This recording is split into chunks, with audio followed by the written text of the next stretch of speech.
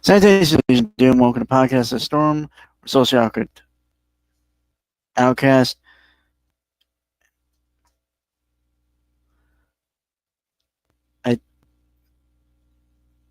Fuck, More than 300 episodes, and he's still having days like this, folks. Okay, to be fair, I've worked a really long week. Okay, so my brain's a little fuzzy. This is true. I am remarking for the sake of irony and for the sake of the record that this is still happening.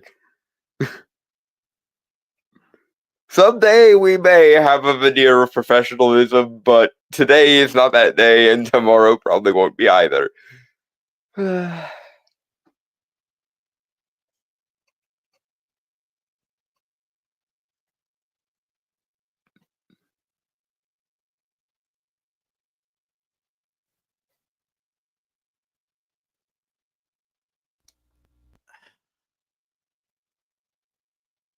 Alright, sorry. I was okay, sorry. One thing I forgot to pull up the script.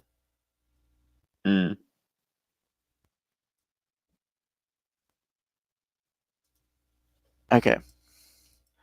So, salutations, ladies and gentlemen. Welcome to Podcast of Storm. We're Social Awkward Outcast, crazy weirdos, and all around it's convenient talk and debate all things pop culture. With me, as always, is my co-host, the Nerdy Occultist, aka the Authenticator, Dalton L. Mortimer. Hello, everyone. Twitter shit the bed for like a day, and when I tried to get back on, it claimed that it crapped out for pretty much everyone for like 10 hours. No, I was good. I had no problems. You might have been working in the time that it would have been down then, because it went down for pretty much everybody. There was a whole ass series of news articles about it. But when I tried to get back on Twitter decided that it logging me out of my own account because it crapped the bed counted as anomalous behavior of trying to get back into my account, and so I had to make a whole ass new account. This annoys me, but that was the most significant thing that happened to me this week. Mine was I was forced to work overtime for 3 days of the week. Well, that explains why you didn't notice when Twitter shut the bed. Overtime does that, apparently. Because some people have better things to do than be on Twitter. And yes, I realize that I am by proxy admitting that I don't have better things to do. But to be fair, being on Twitter is not just me being terminally online, although I admit that I am. It's because we do shows like this and the other podcasts that I'm involved with and shit. So you gotta stay up to date with the news cycle. And I trust Twitter a whole lot more now that Elon has bought it than I ever did before. So, yay. All right. Also, to address Dragon Turtle, who will be here later. I think you might have forgotten that we were doing this Saturday. So because he sent a message on Discord that he forgot it was today. So yeah. So yeah. Yeah, we're just gonna. It's a trailer week, just because a lot of trailers have come out within the recent month or so that are worth covering. Plus, there aren't really And articles really worth talking about, honestly. well, I mean, Okay. there are. It's That, just um, we couldn't figure out what arrangement to do trailer versus article in, yeah. and so we just decided, fuck it, we'll do an entire week of trailers.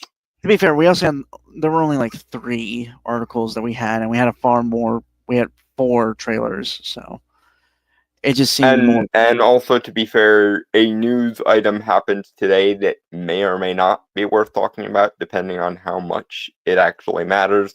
Which is they moved Doomsday and Secret Wars back by 7 months. So it's now going to come out in December of next year and December of 2027, respectively. Presumably, they moved it because they had a bunch of shit that tied into Cap 4 or the Thunderbolts, and then they realized, shit, people don't like Cap 4. And while people seem to like the Thunderbolts, it's also underperforming massively. So, yeek, we have to reshoot the entire bastard thing again. Which, to be fair, they wouldn't have to do that if they bothered to, care about things like consistency of continuity and world building. But we've been beating that drum so much that it's probably gonna have a case for domestic battery charges by the end of it. Yes, I saw a theory recently that someone posed. You won't like it, but it's interesting. I think, at least. I am bracing myself for disappointment and or exasperation. Well, it's regarding Robert Downey Jr. playing Doom. Go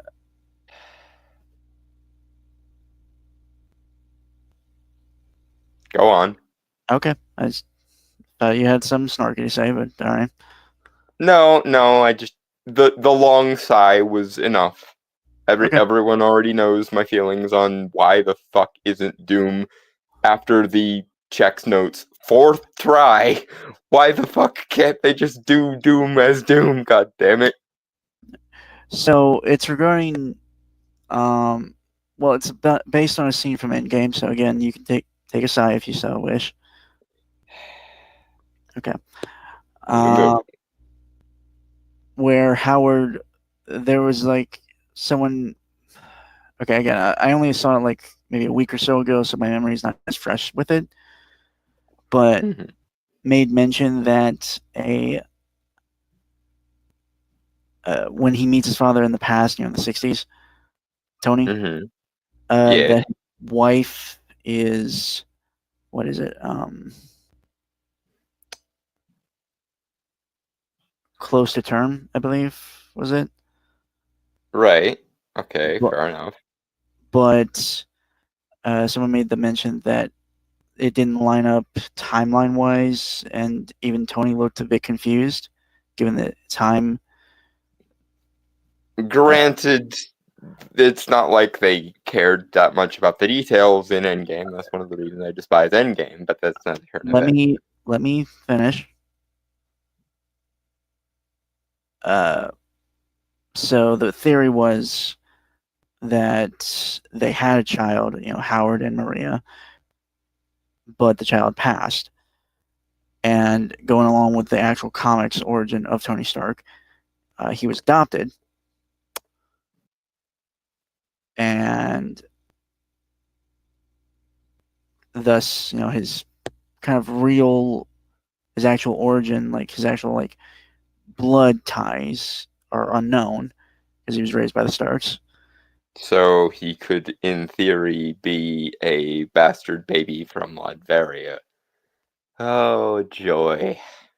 So yeah, the Tony Stark we could have, again, yeah, the theory was Howard was kind of the gist of it obviously was the the Tony Stark of the MCU that we see was a potential variant, like heroic variant of Doctor Doom. Hence why the Doom looks like Tony Stark. I think it's stupid. I'm not going to deny that. Yes, it is stupid, but it was interesting nonetheless. This is the most like Mean Girls trying to make fetch happen stretch of continuity possible here. Like they want any excuse to justify the like tremendously stupid decision they made, and this is the best they can do apparently. Like I said, it was a fan theory. It wasn't actually Marvel stuff. At least not yet. God only knows. All right. So this is a trailer we've kind of putting off the last 2 weeks, and we're going to cover it here. Just FYI, there is an article that we'll cover next week regarding this trailer. Weirdly enough, Doan is the one who sent this. Because I saw like 5 different YouTubers that I follow covering it, so I figured, I'm yoinking that. Well, it's just like it's not really your type of game. Like I've never played a GTA game and probably never will. Weirdly enough, they actually have some really interesting stories and characters from those games. It doesn't. There's nothing in the GTA sandbox to grab me, so. Oh, they got like a lot of weird and creepy shit in there, like even supernatural stuff. It's just, background stuff, mind you, so it's not a focus. I'm kind of pissed that I'm just finding out about this now, but I'm even more pissed that it doesn't ever evolve into anything. So this just goes to show like why GTA is not ever likely to be my franchise.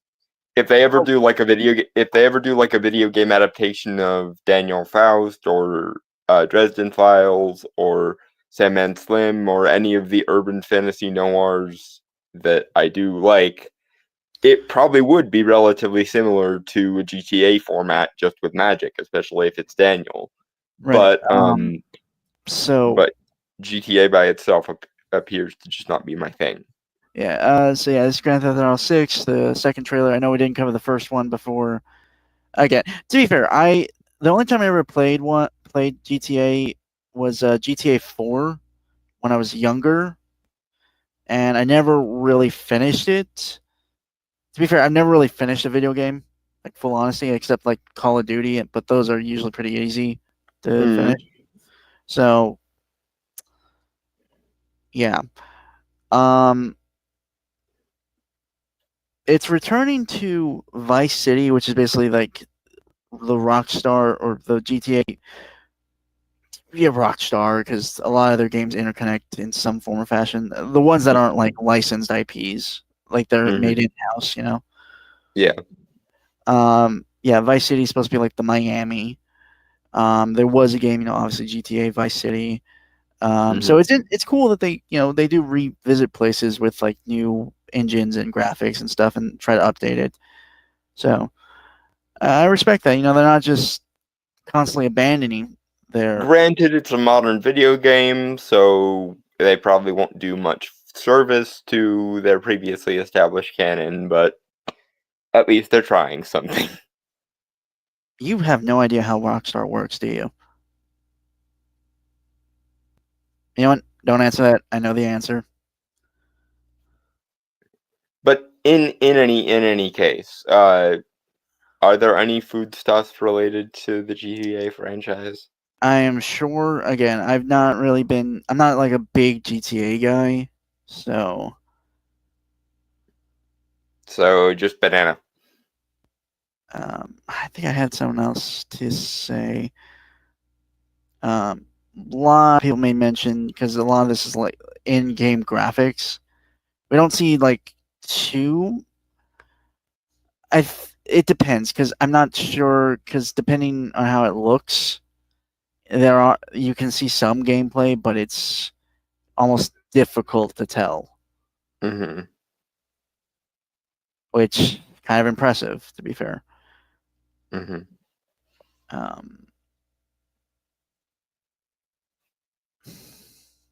They also like do a lot of like homages and stuff, or like inspirations from like various like different movies and stuff, which is pretty cool. Like base stuff off from movies, like story wise or characters or something like that. Mm-hmm. Okay. I'm not gonna lie, this one's gonna be. I'm sure this one will be relatively quick. Yeah, banana. Banana.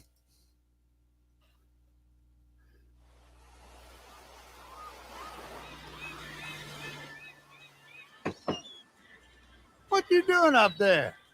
I'm just fixing some leaks. Seriously, dude, you got some time on your hands. I got some properties with paying tenants. Well, that's why you came by?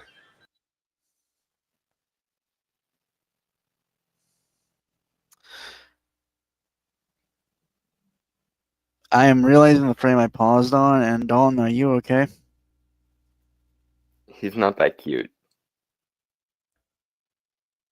God, you are such a vain motherfucker. You know what? Never mind. I just realized what I said, and I know you as my best friend. Okay, but if I were turned on by literally anything that moves, you would make fun of me for that, and would probably more rightfully be able to make fun of me for that. So, sorry that I'm not a sex-crazed lunatic who's turned on by anything that moves. I mean, okay, Heaven forbid I have standards, damn it. I will agree you're not turned on by anything that moves, but I'm not gonna agree with you that you're not some sex crazed lunatic. I mean, fair play. The trope of the thirsty virgin is a thing for a reason, and that is maybe. In my defense, I am almost 30 and still a virgin, so I'm getting rather sick of waiting. Is the thing there? Look on the bright side.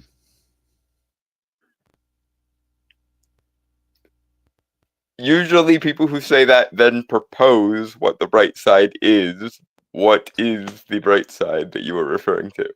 Okay, to be fair, I was waiting for you to say what. You're not a 40-year-old virgin. Yet. Assuming I even make it to 40, but that's a different question. I'm not sure if you're just because of the health problems you have, or you're implying the route I would make me very upset with you. To be fair, I realized this a while ago. My life belongs to Queen Mab, and until my duties of fealty to her are discharged, she owns me, and thus I probably realistically can't commit suicide, because that would be the same as welching on our bargain, and I do not welch.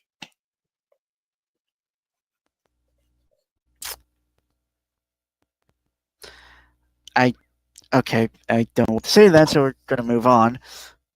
So here's a character called Jason Duval. He'll say his name later.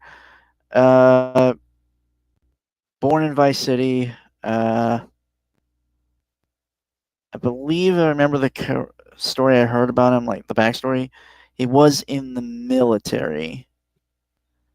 There is a tattoo we can't see here. It might be on his other arm. That is, someone pointed out, looks like a tattoo or a symbol similar to American Special Forces, because with obviously for Rockstar, because of a game company, just to make sure they're not like facing any type of lawsuits or anything. Yeah, they have to tweak the symbology and make an in-universe version so they don't get copyright struck or anything. Yeah.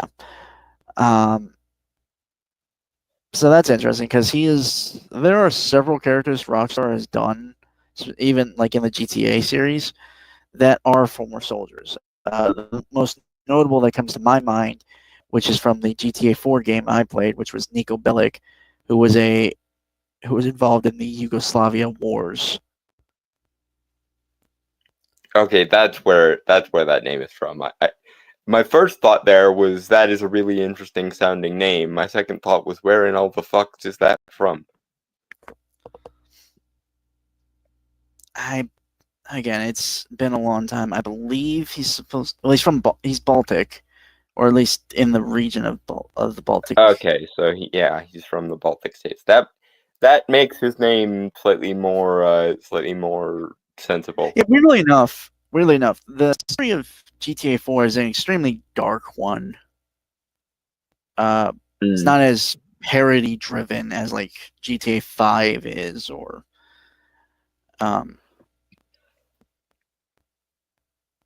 it's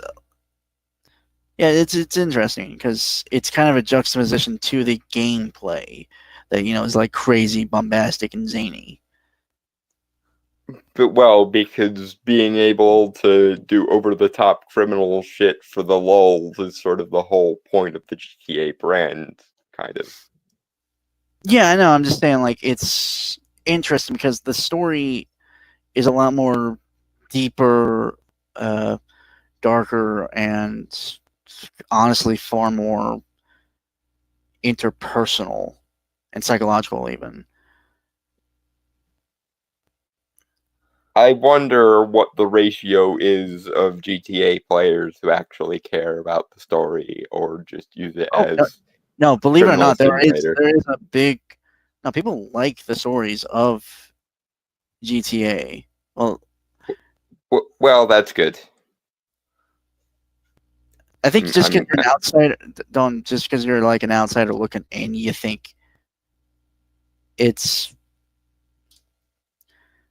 something completely different than it actually is.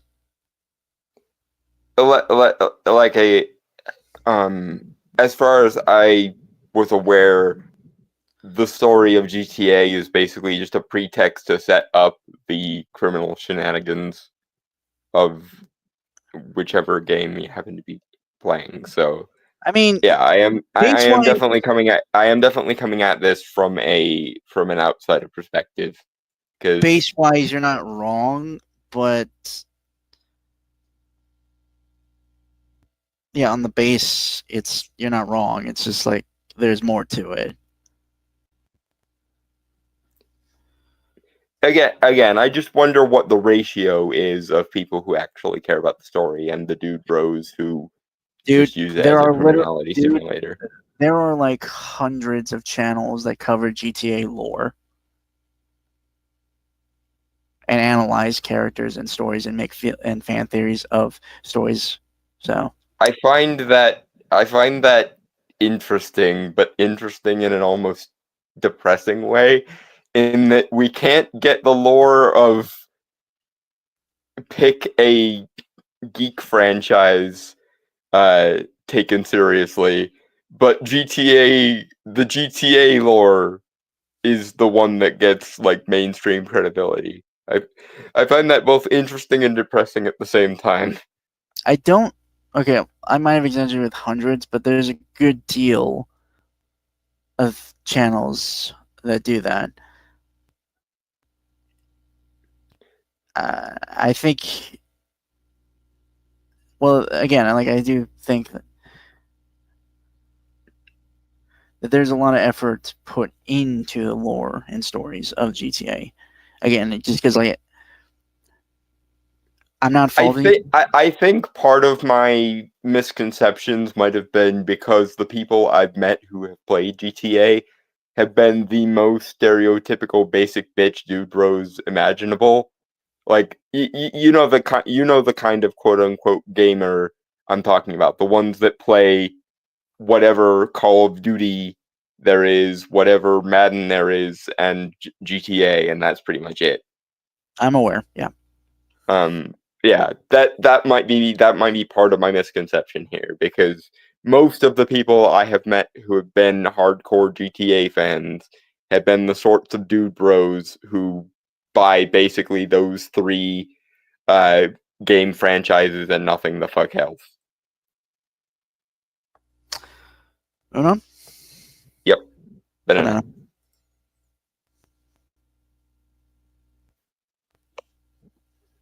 Just go get me my checks. See you, Brian. Love you, Jason.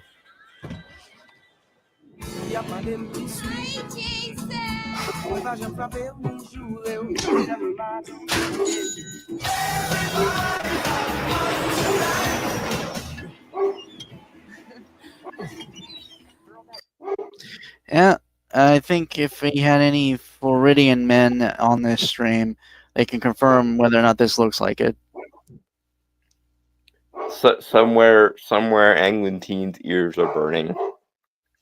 To be fair, this is Miami specifically, so I don't know if there are people that live specifically in Miami, but I mean, I'm sure he has been in Miami more than a few times in his life, even though now he's actually closer to your neck of the woods because he moved to Indiana recently.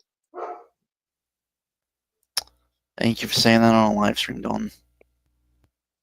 It's a whole ass state. It's not like I mentioned where you're actually located in it.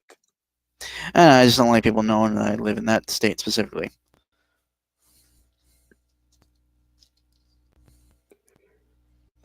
I would call you paranoid, but if we ever get a following, I'm sure there will be some crazy bastard who tries to dox people over it. So, Yeah. Fair enough. Yeah, I got nothing to really say here specifically. Again, graphics wise, actually, it's pretty good. So, Although I wonder where the cinematic for the sake of the trailer ends and where the actual gameplay footage begins, because a lot of video games in today's day and age will make the prettified cinematics for the trailer, and then the actual gameplay looks nothing like that.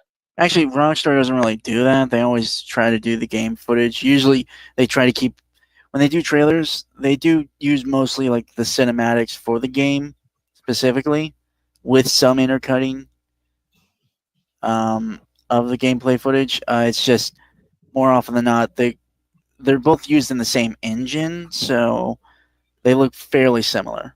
So it is somewhat hard to discern which is which. Anyway, Banana. To be fair, again, you're used to retro games, so you're not used to the like grander advancement of like how games look. Well, that's because a lot of older games actually look better than modern games because they think Okay, that. again, I'm going to point this out that while I'm not disagreeing there are a lot of game companies that fuck up and short. Cough, cough. Rockstar doesn't really do Sony, that. cough, cough. Square Enix, etc., and so on. What? Sony, Square Enix, Wizards of the Coast. I mean, it's Wait, a much shorter list of the Dalton, game companies that don't fuck up at this point. No, I know. I'm just saying Rockstar is like one of those companies that doesn't fuck up too much. I've never heard anything particularly bad about Rockstar, but I've never heard anything particularly good about Rockstar either. So I will again leave that. Again, Nolan, it's not really because they do games that are not your thing. So maybe that's also why, because you're not paying attention. Well, no, but most things, even if I'm not involved in them, I know them by reputation because I'm, a guy who keeps an eye on geek news. But I've frankly just never heard much about Rockstar, period, whether bad or good, which I suppose is neutral is better than the dumpster fire that is most game companies at this point. So fair enough, but I've never heard anything particularly positive about them either. That is strange because they've done like fantastic games that got a lot of accolades. I mean, Red Dead Redemption 2 has been lauded a lot. Applauded.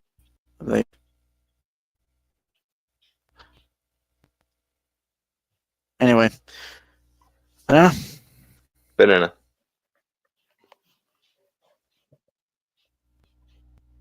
God damn it. hate this fucking internet.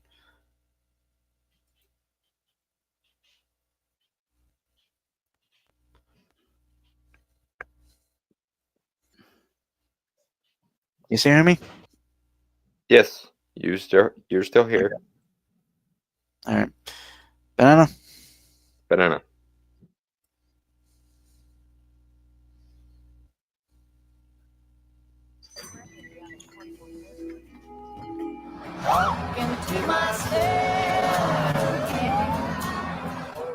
I'm here for Lucia Caminos. She's supposed to be getting out. What's your name? Jason Duval. I seen you here before. You might have.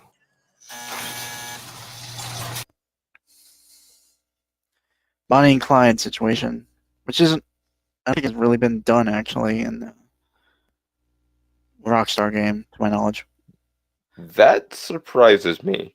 I mean, they've Given that done multiple protagonist in games, but this specific archetype, not really. given that GTA is, all about street violence and street crime, it stuns me that it's taken them to the 6th game to get to this archetype, honestly.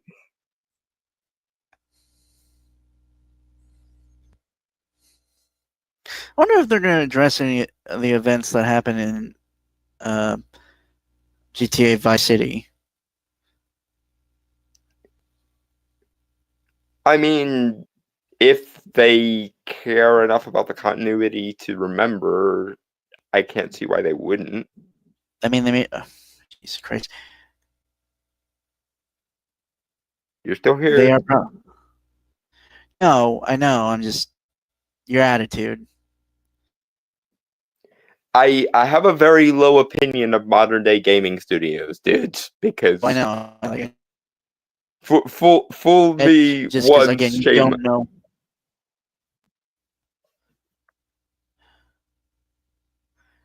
You can't... Because, again, you don't know... Like, they've made reference to other games in their games. Like, the histories and stuff. So, it's just like... I'm just curious if we're going to see any return, because they've done that too, as like return of certain characters in brief, kind of, sort of cameos. Also, other times they're like bigger.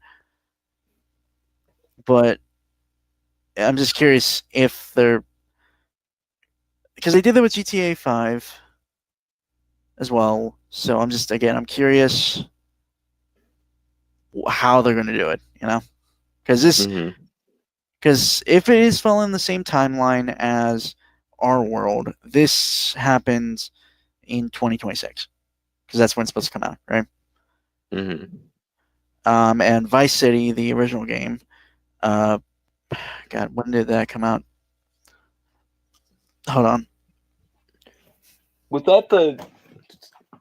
God damn it. Sorry, the dog is being an asshole. Give me a second.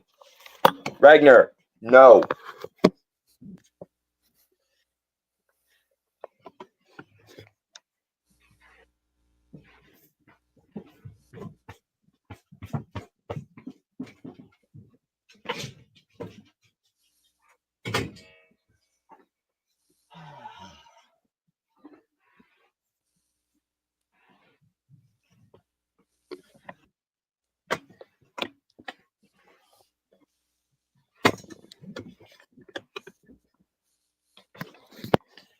Okay, sorry. Go on. All right.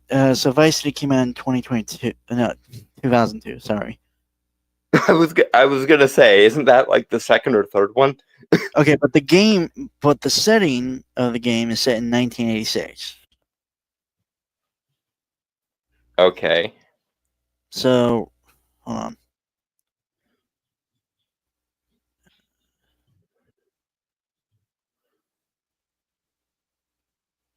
That's 40 years. Hmm.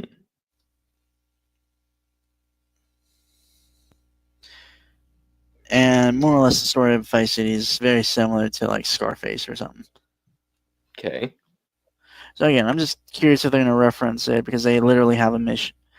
I'm just curious if they're going to reference any type of events or the dynamics or anything changing from that. Or, yeah, it's just curiosity. Anyway, Banana. I don't know.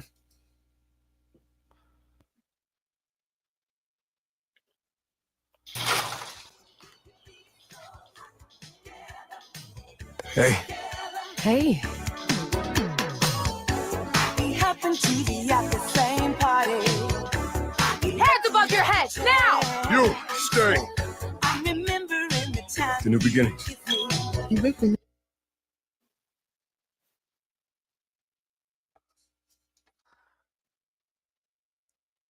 I think we saw some gameplay. It's hard to tell because you don't get like the overhead or anything, like the HUD. So, Mhm. because I think that obviously they take that off just so you can experience like the vibe and the What story. the actual game itself looks like. Yeah. Because otherwise rap- it looks like you're watching a Let's Play.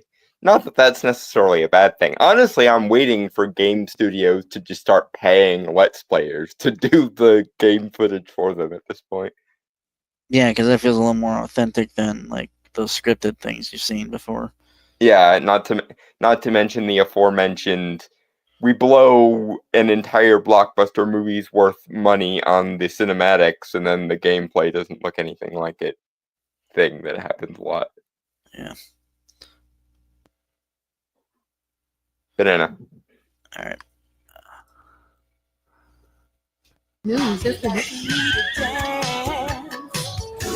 The way we move. Trust me, this place is just the start for us. Ring the bell! Shots, baby! The only thing that matters is who you know and what you got. Gonna do this. We're doing it right. Yo, D.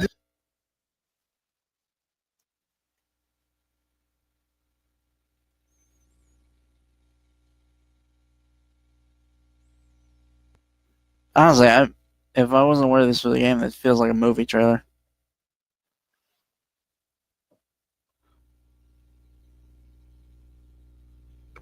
I don't know. I can still tell it's a game, but I honestly, I wonder why no one has tried doing a GTA movie yet. It would be one of the easiest movies to do. Honestly, if you could get the people who have done the John Wick franchise and all the pseudo John Wicks to do a GTA movie, that shit would probably be fire. I'm sorry. Did you just say fire? Yes. Don't ever say that again. I will endeavor to refrain, god damn it. I try to use slang, he looks at me like I've grown a second head. I abstained from using slang, and he looks at me like I've grown a second head. No, I'm not looking at you like, because at least with a second hand, you're interesting. That was just fucking sad and pathetic. If you say so. I don't use that, and that came from my generation. Fair play. Banana. What the fuck, man? Like, seriously. It felt like it would be applicable, goddammit. I occasionally try to behave like a human goddamn being. Shame on me. Not that, man. It's just like, that is not a word. I could never see you use that word unless you're speaking of like an actual fucking fire. I guess we will let DT determine whether or not it sounded organic or not, because I have no way of knowing. Maybe DT can be slightly more objective. I'm doing well, Retro. I'm doing good. Just catching up, although it might not be as present, which is fine. You're good, man.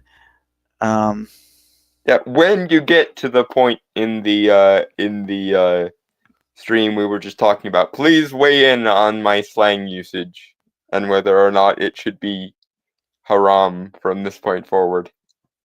You just don't use slang, is the thing. At least not like modern slang. It just, you're too sophisticated for that, man. Like, that's what threw me off. Okay, I choose to take the compliment portion of that. Anyway, moving on. Banana. So fucking weird. My God. Again, I am curious what DT will say as and when he catches up. All right. Be fair, I have also the. I'm not saying like what I mean is like what I meant by like watching a movie trailer is like the story, the characters, the vibe of it all. It just feels very movie like, you know. Yeah, which is why I suggested if the production company behind the pseudo John Wicks and John Wick ever gets the rights to GTA, based on what you've mentioned about the stories and stuff, they could really do something interesting with the IP. You know what? There is a type of genre or like a genre mashup I would love to see those guys do. Kung Fu Western. Like in the vibe of Shanghai Noon. That'd be interesting. I'm not sure of any like pre-existing IPs that have that as the premise though, so they'd probably have to I'm not make saying one themselves. I'm not saying they should do an IP adaptation of that. I'm just saying like make a movie like because they've made original movies before. Right. So, I don't know. I think that'd be cool. And like they could do an R-rated version of Shanghai Noon, basically. What would that look like though? I'm trying to, because it's obviously at least a little bit out of their wheelhouse. I'm trying to figure out what that production company's like aesthetics and stuff would look like in that context. Okay, so in my mind, I mean, granted, it's a neo-western, but the vibe of it, at the very least, of like the world and the setting and everything. Mm-hmm. No Country for Old Men.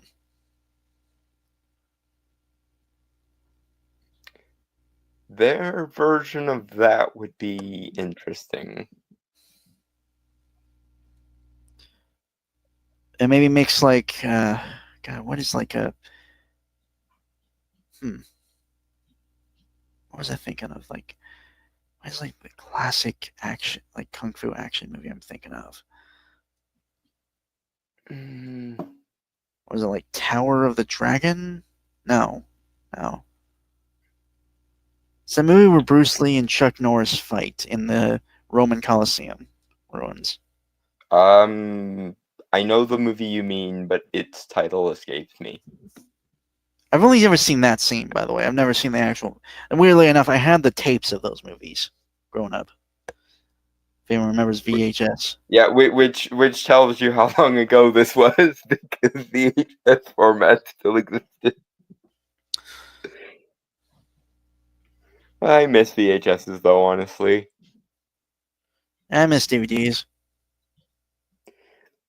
I am slightly annoyed that there was a bigger difference in technology between VHSs and DVDs than there was between DVDs and Blu-rays. It kind of annoys me. We missed the next step up, which I guess in theory you could argue that the next step up after DVDs was streaming, but that's not quite the same thing. It's not a change in the physical format or the like clarity of the thing. Okay, Way of the Dragon. Okay, yeah. All right. Anyway, Banana. Mixed with a little bit of Big Trouble in Little China, honestly, probably. But anyway, Banana. Is that just because you want to see them adapt like mysticism or some shit? Well, yeah, but also because having a protagonist kind of similar to Jack Burton, I could see working for that production company. We've seen what they can do. We've seen what they can do with the unspeakable badass a la John Wick. We've seen what they can do literal like suburban working dad trope, Nobody, and we've seen kind of what they can do with the almost like a pastiche of Murder on the Orient Express because of Bullet Train. So I wonder what they would do with like comedy action protagonist a la Jack Burton. Or, well, Jackie Chan.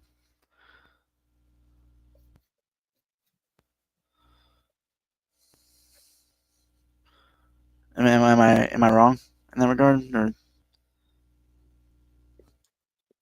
No.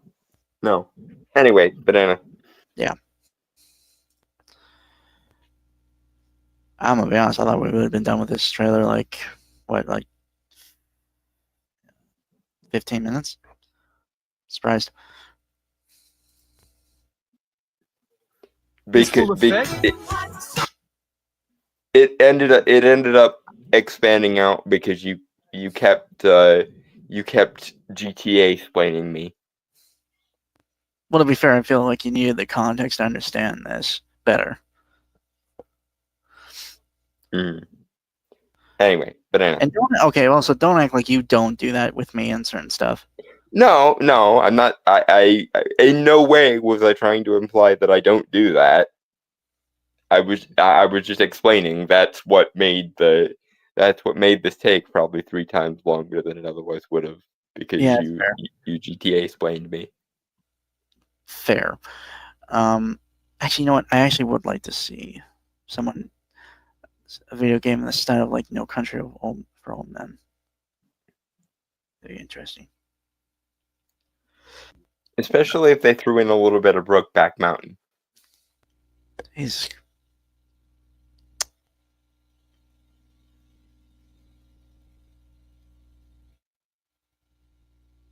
God, you're so gay. To be fair, what I was thinking they should keep from Brokeback Mountain was the one villain dude's name. There was a villain in Brokeback Mountain? Or am I thinking of No Country for Old Men? Anton Chigurh. Yeah. Okay. What the I get those movies confused because they came out around the same time. Is the thing. You can confuse with a neo-Western crime drama with a romance movie about 2 gay guys that are hiding their sexuality and go on a camping trip, I think semi-regularly, to have sex with one another. You confuse To be fair, I've never actually sat down and watched Brokeback Mountain all the way through.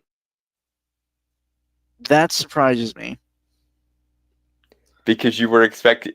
This is the second time in this section of the stream you have assumed that because I'm gay, I must therefore like all the gay shit. It just seems like your kind of movie.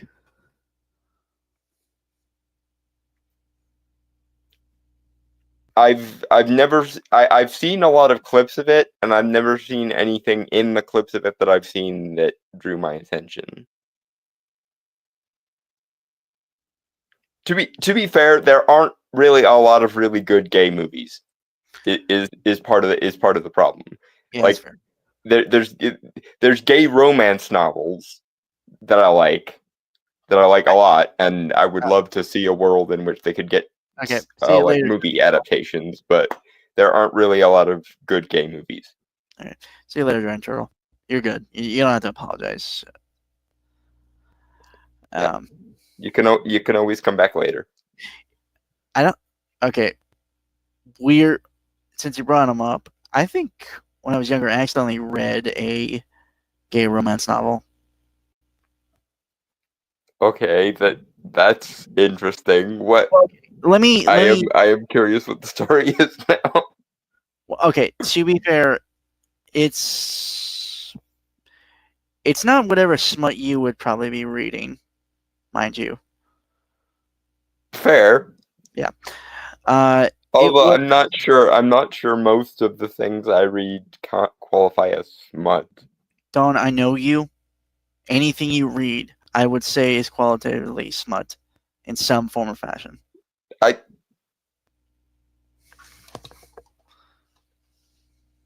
I don't know from what orifice you're pulling that, but fair enough, I suppose. Are you denying me that you're a horny bastard? No, but I don't need smut to get off. Okay, okay, smut might be a strong word. Erotica might be more apt.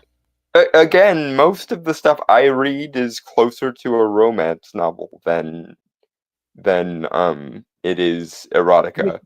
To be fair, from what I understand, a lot of romance novels, they are.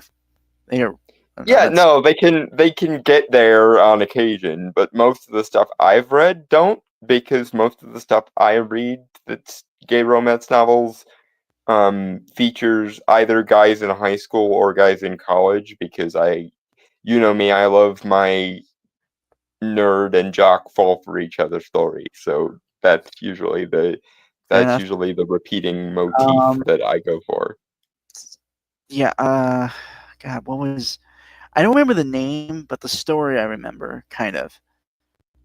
Okay. Dude was in an online long-distance relationship with another dude. He's closeted to his family, obviously, and he has body image issues and is trying to be more accepting of his image, his body image. But for most of the time, he's talking to the guy online. He's using an old image of where he's a little more skinnier and more well built. It's just kind of that journey of self-acceptance and stuff like that. Does one of them wind up being a catfish? I don't remember. It was years ago I read this. I think I found it in my school library, like middle school or something. Okay, that worries me more than anything else in this story. Like, No, goddamn, what? That was just it. Like, it was. There's no sex or anything. There's no erotica or anything like that. It's just a story of a guy. Still, that's a very particular book to wind up in a public high school or middle school. I mean, I read Vladimir Todd growing up, and that shit got bloody and violent. So, I mean, we had Twilight too. I mean, the worst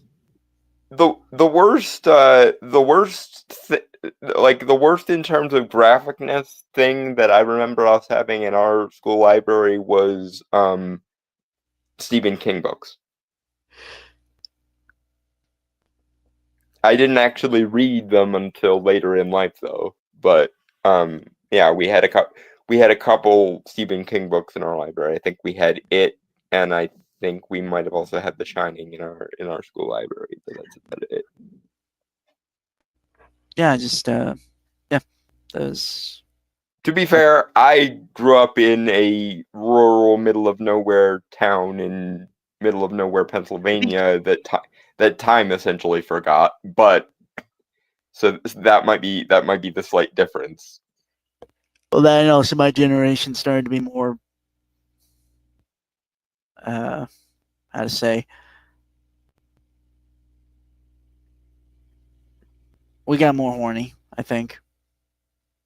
So I think your generation just had fewer outlets for the horniness is the problem there. what do you mean?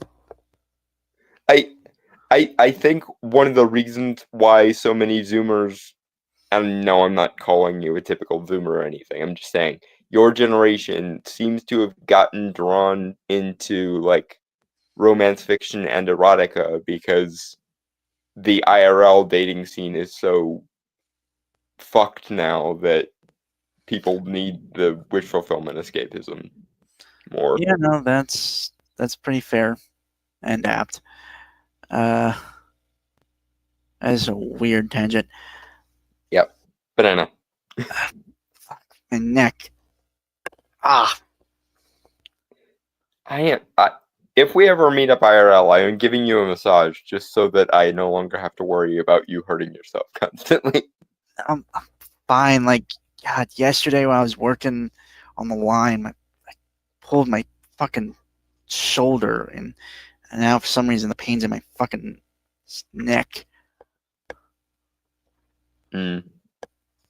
I wasn't even doing anything crazy. I was just like lifting something, and next thing I know, my fucking shoulder hurts like a bitch. Ah.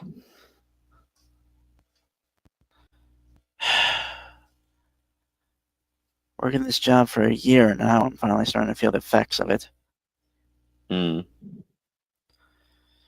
Like I said, someday if we ever meet up IRL, I am giving you a massage just so I don't have to worry about you hurting yourself anymore.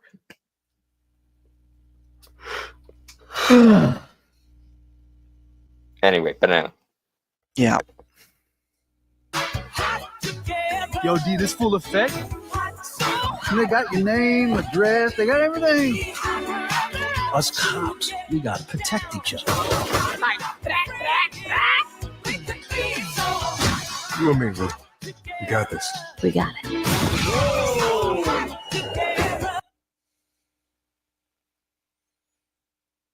Gets more bombastic and crazy. That's kind of GTA, to be fair. Yeah, the absurdity of the over the top nature of the criminality and what have you. Yeah. Fun fact, Saints Row is actually a parody of GTA. That I did not know. Yeah, I didn't know that until a few years ago. Makes sense, though. Banana.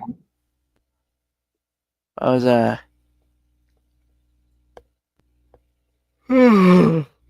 sorry. Fuck, I'm tired.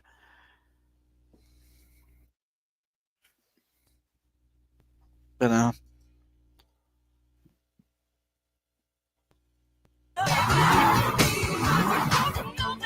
Say my city, baby. My city, baby. Come to Fields Ammunition today. We got more guns than the law allows. Hey,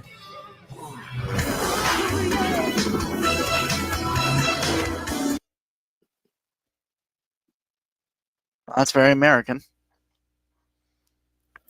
America, fuck yeah.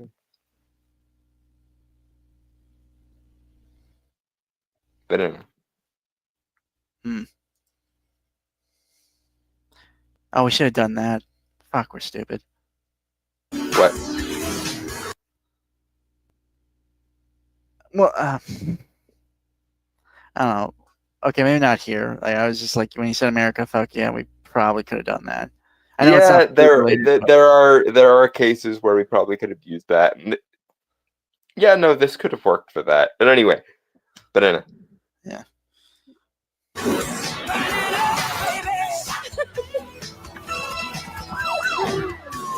Hey, if you got friends, can you hook me up, please?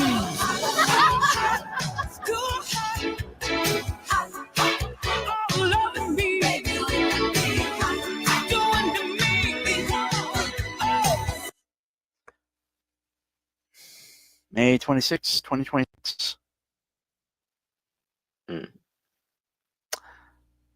Again, it's not my most favorite of game franchises, so I'm not too much of in a rush. I know some people would be upset that they still have to wait another year after waiting since 2012, since the last GTA come out. Mm-hmm. I mean, to be fair, that is a long time to wait for a new game, but I appreciate they took their time to make this game instead of pushing it Yeah, out. hopefully that is a sign of them taking their time and not just a sign of them having no ideas until now. Making a game is a lot of work, dude. So Again, I have a very cynical approach to AAA games because modern day gaming is shies. you have a cynical take on everything. Fair play. Moving on. Yeah, give me a sec, it's loading. Because we just now finished the first one. Oh my god. Exactly 1 hour. Oh, ye gods and little fishes.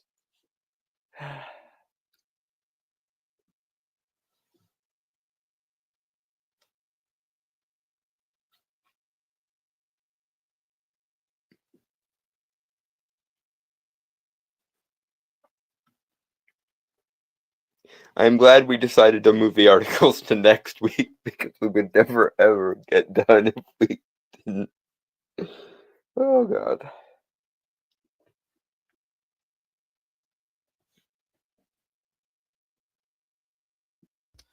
Okay, so the next one we're going to cover is something that Dawn and I have been on a very, like, we agree on some things, but we're also like very, very diametrically opposed in terms of opinions with this.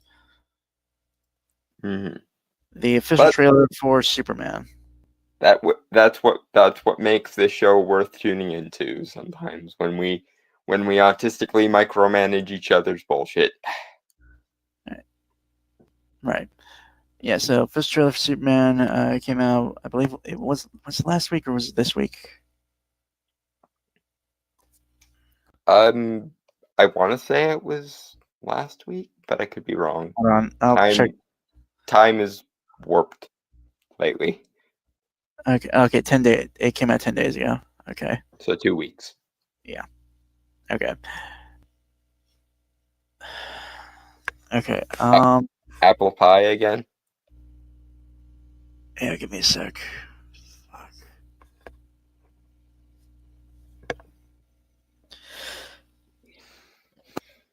Okay, probably waking up at 6 today was not a great idea. Oh dear. You need to learn to sleep in more. I did.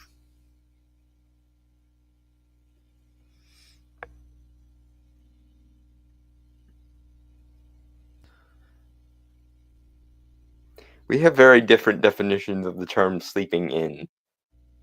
I went back to, okay, for one thing, I had to get up to wake someone up in the house at 6:45, so that's why I had the so I woke up at that time. Then I went back to sleep for about 2 hours until 8:30, and I was up for the rest of the day. So I guess I should be blaming your uncle on you not getting good enough sleep then. No, I didn't go to bed early enough, so that's why I'm also tired. Ah. Yeah. Anyway, apple pie. I don't think I went to bed until like was 12:30. So I only got like, what was it? If you went to bed at 12:30 and woke up at 6:40-ish, that gave you like 5 hours and 30 minutes roughly. Actually, I might have woken up at 4 on my own. Okay, so yeah, that's like between 2 and 4 hours. That is not adequate amounts of sleep.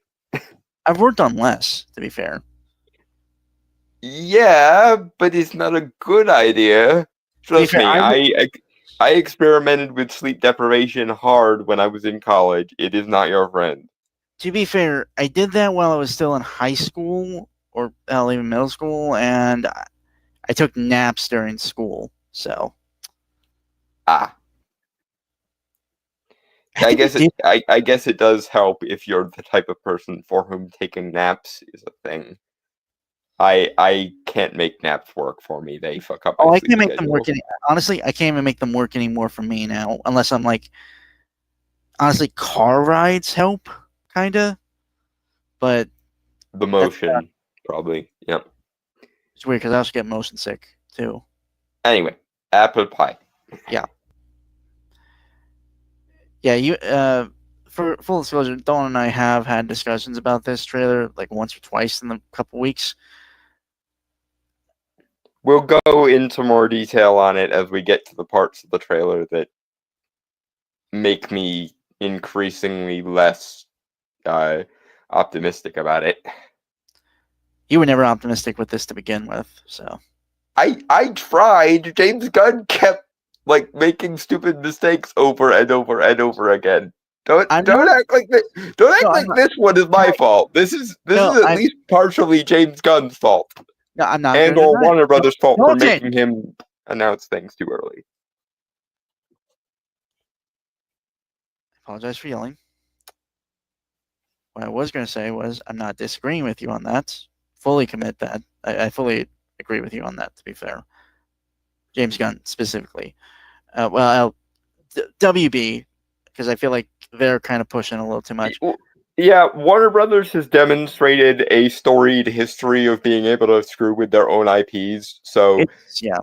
while James certainly should have at least part of the responsibility here, part of it was, I'm sure, Warner Brothers was breathing down his neck to reboot things as quickly as possible. Yeah. Otherwise, we might have gotten a world in which Black Adam did semi-well, and we could have gotten a softer reboot instead of whatever the fuck we have now. Right. Yeah, it's so fucking confusing. Anyway, what I was gonna say was, fuck.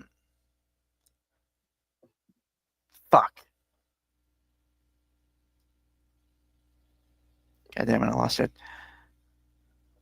It'll come back to you as we work our way through, hopefully. Yeah, okay. Apple pie. Apple pie.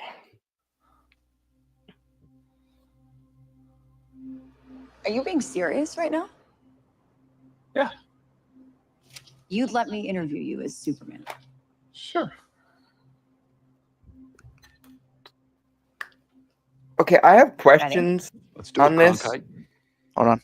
Superman. Miss Lane. What's up? I have...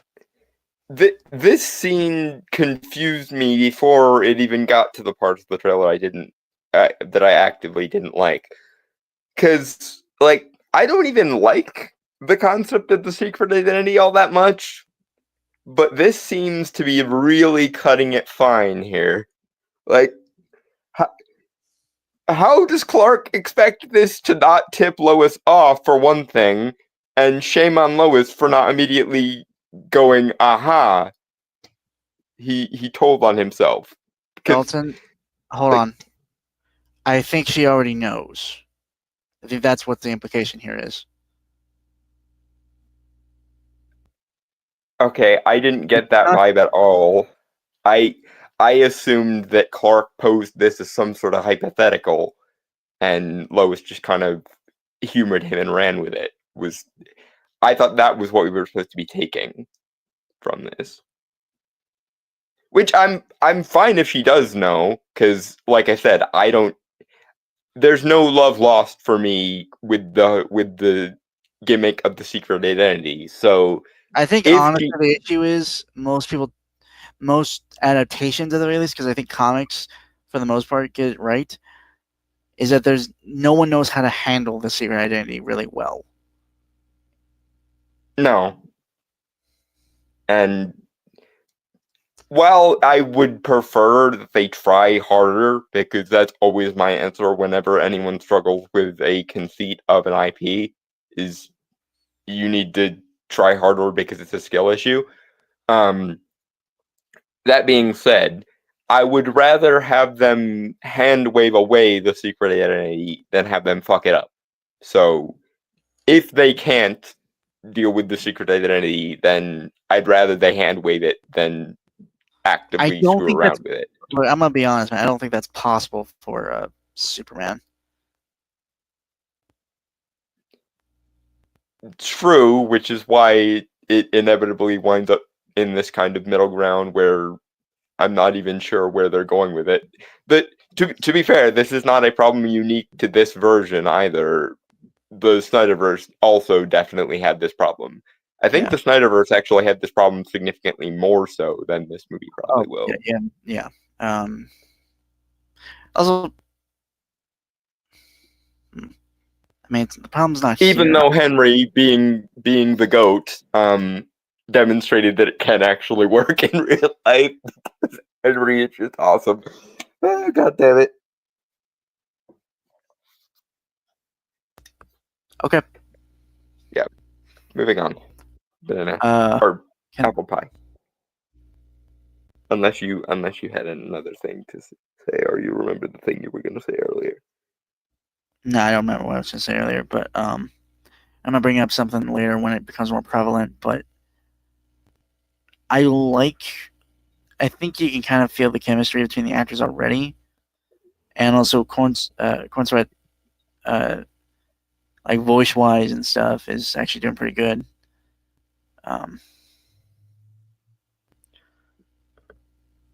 I didn't really notice either of those things, but then again, You those are the know. sorts of things that frequently go over my head, so I will Yeah. take your word for it.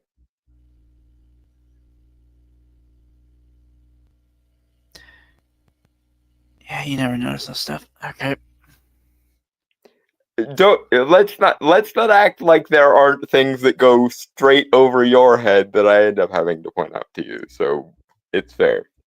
Yeah, but it's shit that isn't as what's subtle, honestly. It's more subtle stuff that I never pick up on.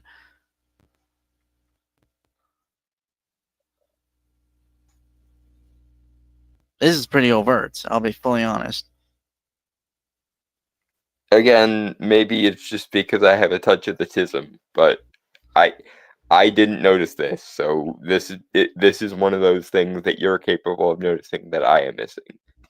But fair enough. Apple pie. How is it that I'm the emotionally resonant one? Because I shun emotion on principle a lot of the time. Because the winter part of me. That, or maybe you've just been hurt too many times in your life that shutting your emotions off keeps you from feeling pain. Unfortunately, usually when I feel emotions, they are the negative ones. So you might be onto something there. But let's not play Shrink. I've been watching too many psychiatrist TikToks. I would make a lot more fun of you, but of course there's the thing of you were on TikTok in the first place, and there's your problem. There's actually okay. To be fair, there's actually a lot of good stuff on there that I've watched. Mind you, yes, there's some stupid, but I rarely come across that anymore. After I've kind of built up my. Well, I basically contractually can't use TikTok anyway because of the aforesaid winter connections. Anyway. But apple pie. Apple pie. Recently, you've come under a lot of fire for what some it's might. a lot of fire, It's a lot. Today, the Secretary of Defense said he was going to look into your actions. That's funny. My actions? I stopped a war.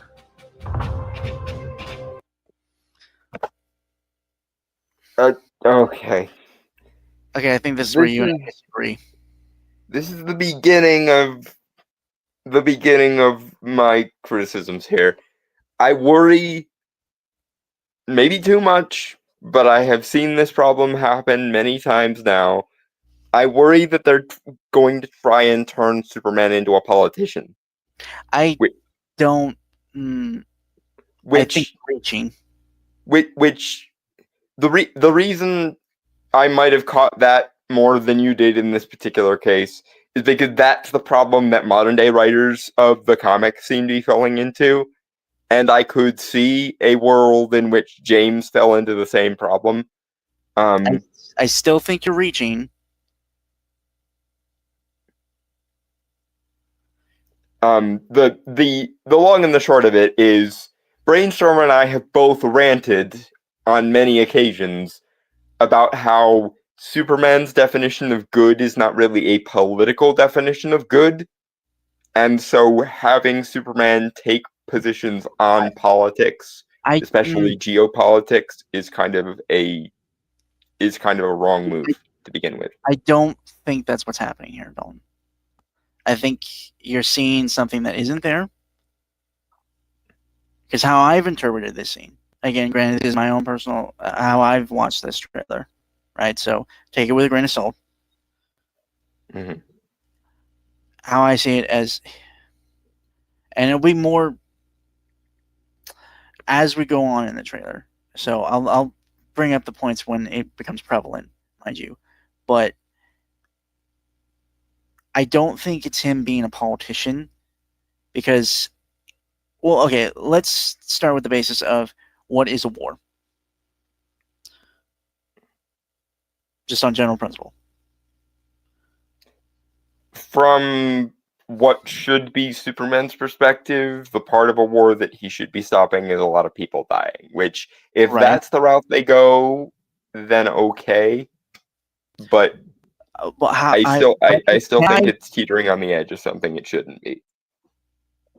to be fair, there are Superman stories that have touched on not specific politics, but stories that involve politics as like discussions, which should be how stories often do that. Yeah. But okay, let me just. Go ahead. Sorry.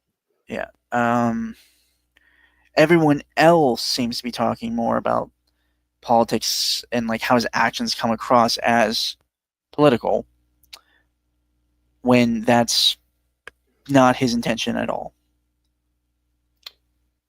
I think that's kind of what they're trying to go with. Granted, again, my interpretation, please take it with a grain of salt. If you disagree, just keep that in mind. I don't to be fair, it could be that they're not properly portraying that in this trailer, as they've done before with the other trailers. Looking at this through kind of a writer's mindset, I think this could have been handled better if it were a natural disaster he stopped instead of a war.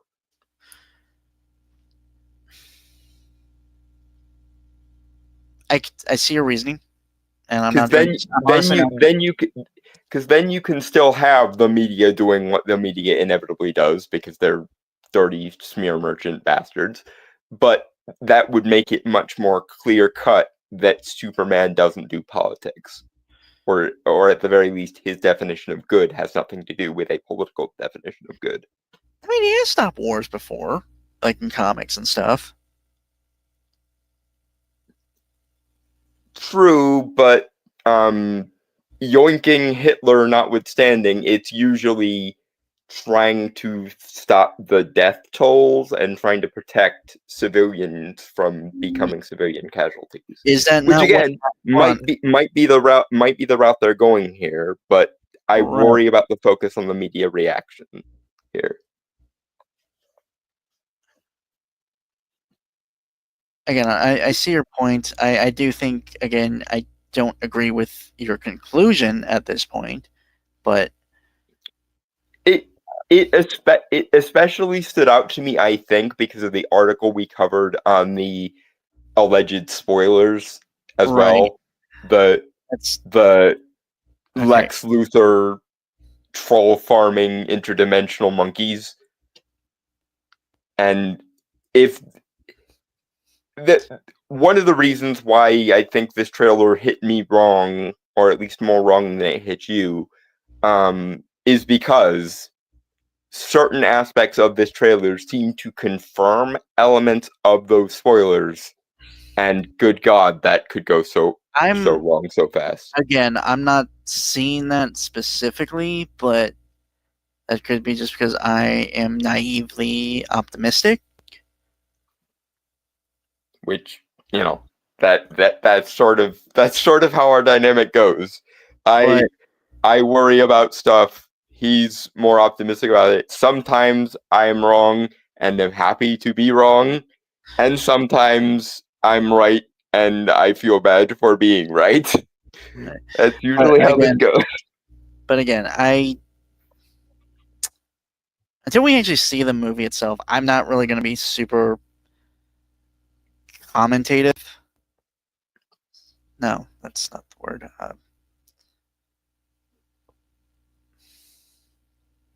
Critical, I guess, is the best way I could say it.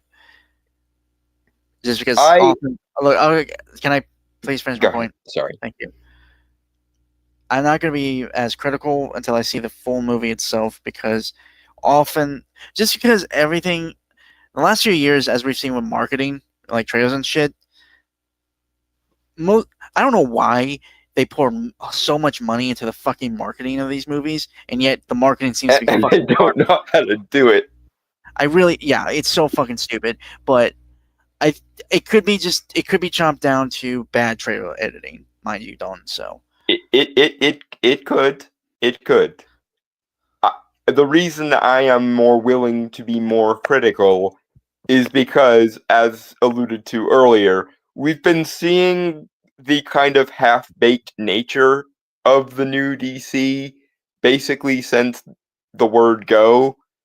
And unfortunately, a lot of the potential problems I see in this trailer seem to be continuous with that line of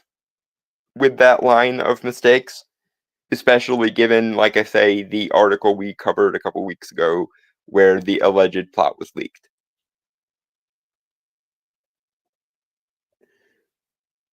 But this could very well turn into one of those things of I wind up being wrong and am glad to have been wrong, like with Multiverse of Madness or like with Black Adam. Okay.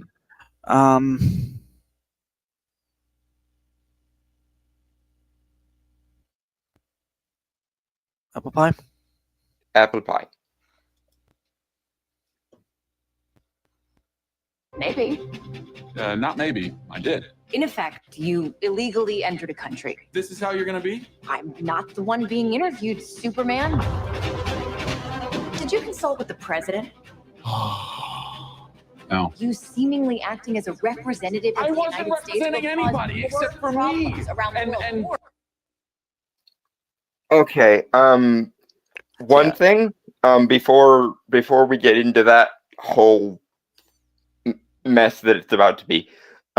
Before we get into that, though, I think, given the way she said Superman as though she was saying it in air quotes, does imply, like I was saying, that this is some kind of hypothetical situation that Clark proposed and Lois is just running with it to humor him. Because if she were saying it and knew who he was, she wouldn't have seemingly put it in air quotes there.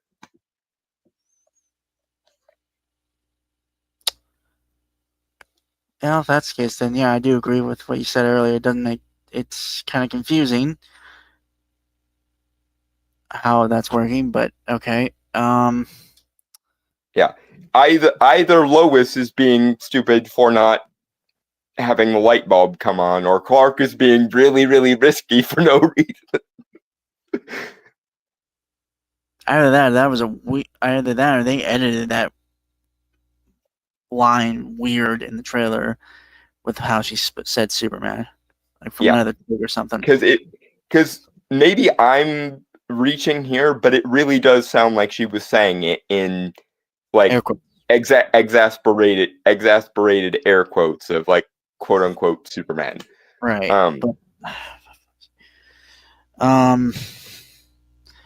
I got nothing to really say so far with what he's saying, because I mean, or what's like the description is not bad.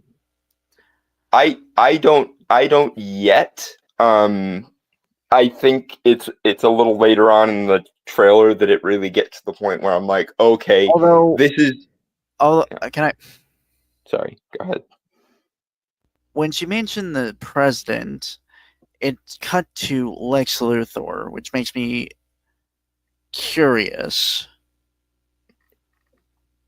if he's already the president. Are they starting with the? Okay, that's a like it. Oh God, they're doing it again. They're jumping all of the guns. It would be interesting, but it kind of feels like something you'd see after a build-up between the two. Because hold on, can I just? Sorry, go ahead. Because the DCAU, which should kind of honestly be the template for when you're doing a cinematic universe with DC Comics, even then, like Lex didn't become or even try to run for president until like years after. Until well into the timeline of Justice League when all of their characters had already been established. And to be fair, the main timeline that we see, not the Justice League one where he became president, basically fucked everything and caused the heroes to become villains, or tyrants, I guess would be the better term. The Luthor we see in the universe or timeline, or whatever you want to say, of DCAU, Justice League Unlimited, right? did it as a joke just to get a rise out of Superman. Yeah. Which is simultaneously the most petty, goddammit, let's get a room, bullshit I've ever seen, but also perfect. Like, it's the kind of humor you can do when you have an already well-established universe whose characters are already well-established. Because Right.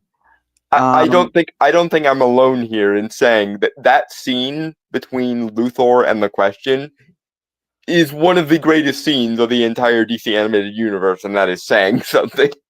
No, yeah, I could agree with that. I wouldn't. I'll be fair. I would put it at like number 5 for me, at least. I think at least a few of the notches above it have to be Waller and Batman's pissing contests there, because Yeah, no, that's fair.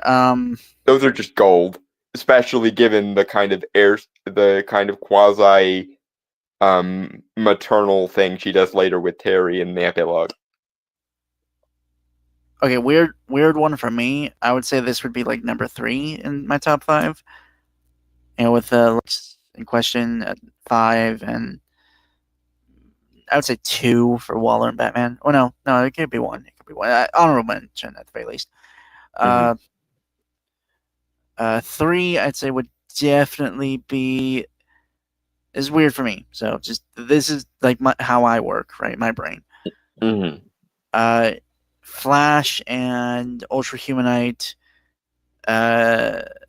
Saving Christmas. The Christmas episode? Yes. That doesn't surprise me. Well, it's because it's a villain doing a nice thing, and it's just like, I don't know. I agree with you. I love what they did with Flash and his rogues in Justice League. Well, it's freaking genius. Ultra Humanite. To be fair, honestly, you know what would be super cool? Because Ultra Humanite, believe it or not, because I looked this up, was actually Superman's first ever supervillain. Before even Lex. Golden Age. Interesting. That would actually be a far cooler to see here as like the main villain.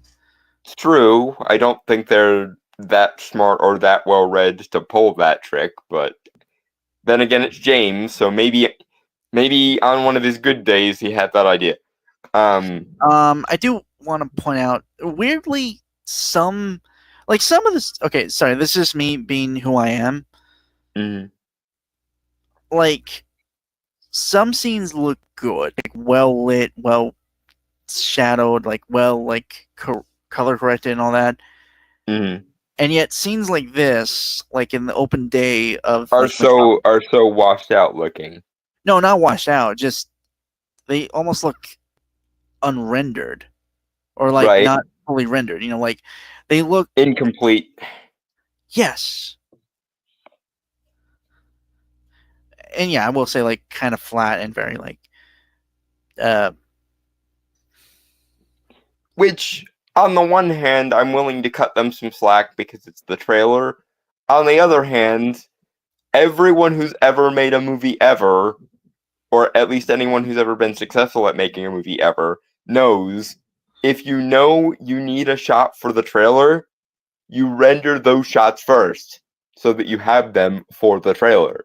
Okay, it's not, honestly, the rendering isn't the problem. It's just, again, like the color correction. Like it looks too, it doesn't have a depth to it. Like even the shadows don't look. Yeah, it honestly looks more like something you would see on the CW than it does something you'd see in a movie. Yeah, and some scenes become more prevalent like that as the trailer goes on. So, shall we continue? Yep, apple pie.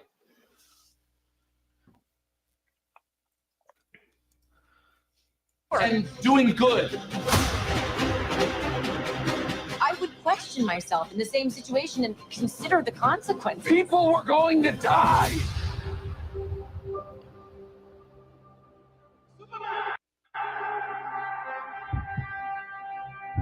Okay, having seen it the I don't know how many times I've watched this, but having seen it I want to say 4th time now, I kind of can see what you're saying about it somewhat working for you. That being said, it still bothers me because, again, it's a minor difference that would change up this entire scene and make it much better if he got sad rather than angry. The reason being, him being angry like this, one, it kind of comes off as whiny, which is bad. Two, Superman getting angry is bad. It demonstrates a lack of self-control that he's reacting like this, not to Luthor being Luthor or to some other villain being villainous, but to literally the most sympathetic interviewer he could possibly have. Hold on, Dylan. I'm not disagreeing. I get your point with the sadness thing. However, anger thing, I think it's just because, again, I'm not going to say you don't know Superman, but I am aware that he's not your, like, go-to character. I fully accept that and know that. However, he has been known to lose it in the comics and stuff and get angry or frustrated or whatever. Hold on. Can I please go ahead? I just want to get my full point across before you.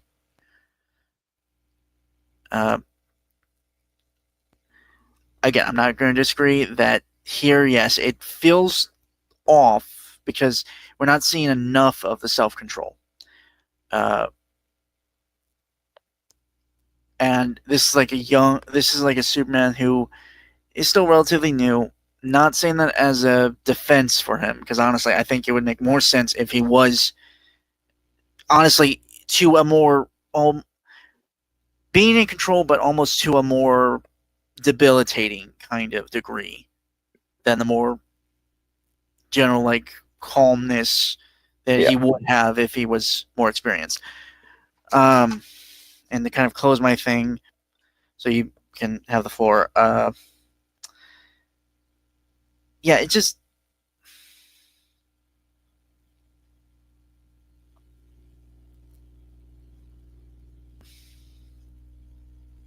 No, I don't think I have it. I thought I had some, but no. Okay. So here are a couple of the reasons this rubbed me the wrong way. And like I said, having watched it now for, again, I want to say this is the 4th or 5th time, I can kind of see after you made your piece earlier about why it worked for you, I can kind of see where you're coming from.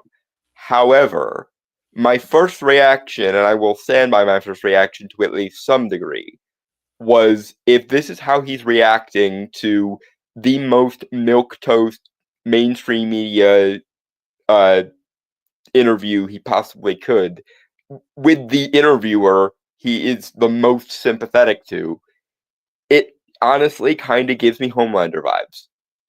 But unfortunately, and I can't believe I'm saying this, I would trust Homelander in a situation like this more than I would trust the version of Superman we're seeing in this trailer, because Homelander knows that the media does what the media does.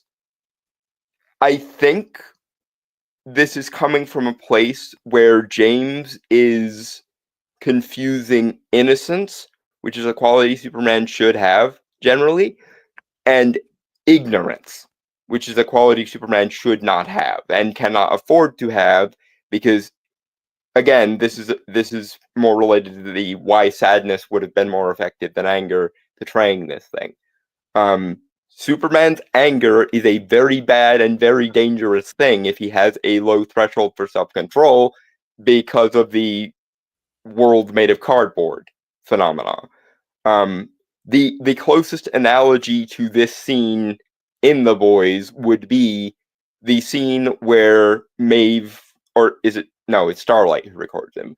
Starlight records him when he's doing his "I can do whatever I want" spiel, and then he plays it off as, you know, we were running lines, and then he makes the threat of "I'd rather be loved than feared, but feared will do," kind of thing. Yeah, you're getting those are two different scenes. Okay, but point being, that was the first thing that popped in my head when I watched this, except that Homelander was doing that out of actual calculated malice. This, I would argue, is somewhat more dangerous because it is coming from a lack of control, not from any sort of malice. And someone as powerful as Superman cannot afford that much lack of control in such a milquetoast, safe environment. Because if Lois Lane, hey Don, doing a basic interview with him can get this reaction out of him, God only knows what Luthor's going to do to his head. May I speak now? Sorry, go ahead. Yeah. Again, I think it's just because of how poorly cut the trailer is. Granted, for this scene, it makes sense for why it's at the beginning. Yeah. But I think this scene takes place a little later in the movie, where like people are constantly after he's being worn down a bit. Yeah. Again, I do think it's kind of a stupid idea to have it be at the because it sets the tone and the characters and everything. It's another case of they picked a scene from the movie that makes the movie look bad. Yeah. And again, I'm just going off of what the trailer's giving me. You're right, it may be a bad trailer. I suspect it probably is a bad trailer. But one, the purpose of a trailer is supposed to be sell your audience on the movie, and this doesn't do that effectively. And two, if it is in any way an accurate reflection of the movie, it's worrying. Because again, this is similar to the argument that we had a couple weeks ago, where I was like, Superman should not be that thin-skinned and shallow as regards his public perception.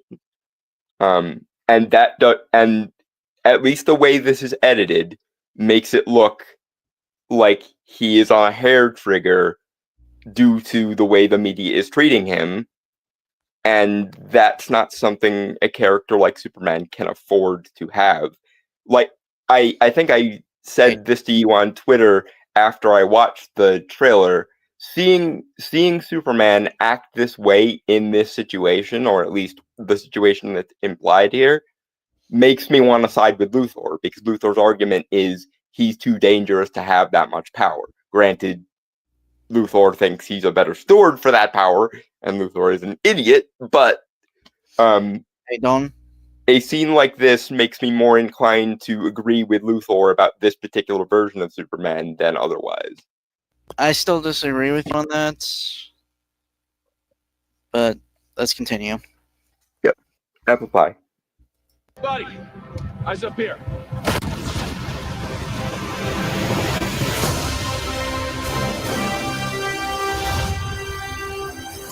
Clark, honey, you can't look that good and then be surprised when people stare.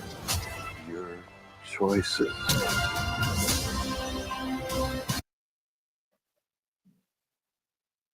Okay, so okay, it's some weird thing. Like some scenes look really good, right? And others look almost like they're an afterthought. No, not even that. It's just like they look like they're a cheap CW show. Yeah. I saw a lot of people actually making CW parallels with this. And arguably, as much as I was very much annoyed by at least the first season of Superman and Lois, and I haven't watched much of the rest of it, just clips I've seen randomly, I think Superman and Lois has managed to look better than this in a lot of its scenes. You know, that actually wasn't CW, like produced wise. It was actually right, but you get what I'm saying. It's still a TV budget. And if a TV I- budget can look better than a big budget blockbuster, there are problems. Also, I still disagree that, well, to be fair, again, it's not your thing. I'm not gonna force it on you.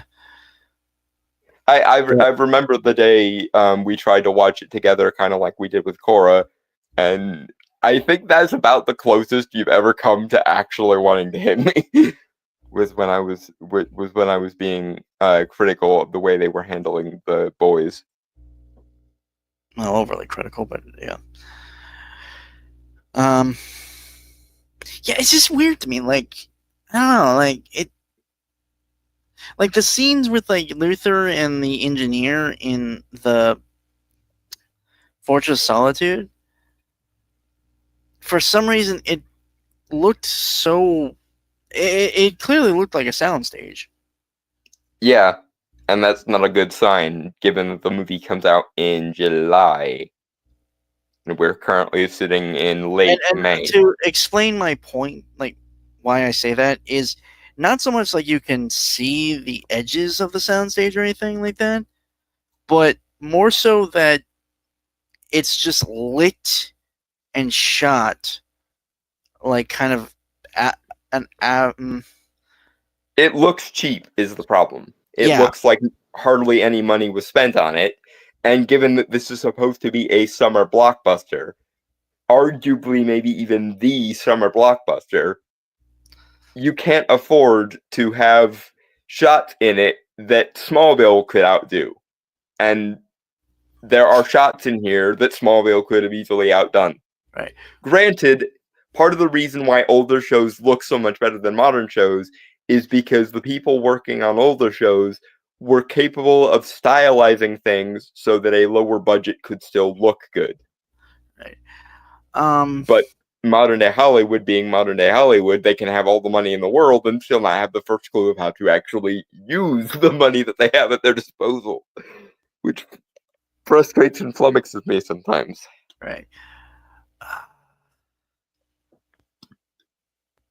I almost want to pitch a super. I know we've done that a few times on here when we've covered Superman from DCU. Mhm. But I think like one idea that came to mind just randomly right now for like a Superman movie that would have stood out. Like honestly, this could have honestly just been a short film like on YouTube someone would do, like a student project or something. Mhm.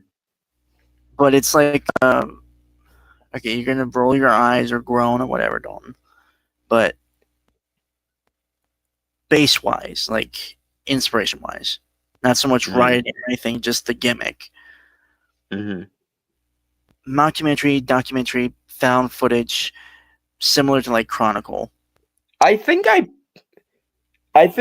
in like the just barely double digit period of our show, I think we came up with an idea of Yeah, no, I was remembering it as I was. a found footage Superman where Clark, quote unquote, accidentally screws around with the camera as like his and Lois's graduation project for like journalism school or whatever the hell. Be journalism class in college, but yeah. Right, but you know what I'm I know. saying. I think I remember. Yeah, I think it might have been episode 30 or so that we did that, and that I was the one that suggested Clark was, quote unquote, accidentally messing with it to keep the secret identity intact. Well, I think I might have been the one who pitched the idea that he was the cameraman. Yeah, and then I took that idea and I ran with it with the idea of what if he's quote unquote accidentally messing with the footage to. And it also like if you were to do this low budget wise, which would be the best route to go if you were starting something new, right?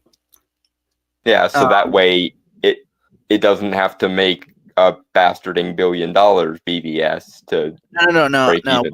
What I'm saying is, if you were to do it low budget, you also wouldn't have to do like constant like CGI and stuff. Like with Chronicle, I know you're gonna roll your eyes at that, but they use the CGI and effects for like the power scenes. Sparingly, yeah, they use them sparingly. And And they were- hell, there are old school production gimmicks that they could use that don't even necessarily require CG. Like I know I call back to Smallville a lot because Smallville was a good way of doing a Superman origin story on a modest budget. oh my god. There are ways you can do super strength practically without needing a whole hell of a lot of CGI other than to maybe augment the practical a little bit. Sorry, I just realized something. Well, okay, so God, years ago I watched this video of someone pitching an idea for a found footage horror movie revolving around Batman being like as like a cryptid or something. Yeah. And since we pissed the Superman thing, I'm just now thinking of someone doing like a kind of small quote unquote cinematic universe of like a documentary mockumentary found footage style DC universe. They kind of flirted with that idea at the very end of Brightburn, although obviously they were going more the horror route than the found footage route. But you get what I'm. I know, but like for one thing, I mean, Batman obviously made sense to do like kind of horror movie kind of deal. I think didn't I at one point pitch a Joker 3 or a Joker 2 where we saw Arthur's perspective on Batman and him viewing Batman as like a cryptid in like Joker 3. I think so. God, that was a long while ago. I think that was after I think that was like right as we were reviewing the movie. Because I know we reviewed the Joker. first one. Yeah. Okay, question. Sorry, guys. I know we're going on tangent here, but it's us. So. Yeah. Okay, question. Okay, so let's just stick with like the original 7 members of the Justice League for now in this hypothetical. What will we call it? DC found footage universe? Whatever. It's not. The name doesn't really matter right now, but right. Okay, so we kind of have a mockumentary Superman movie. We have a found footage horror movie with Batman.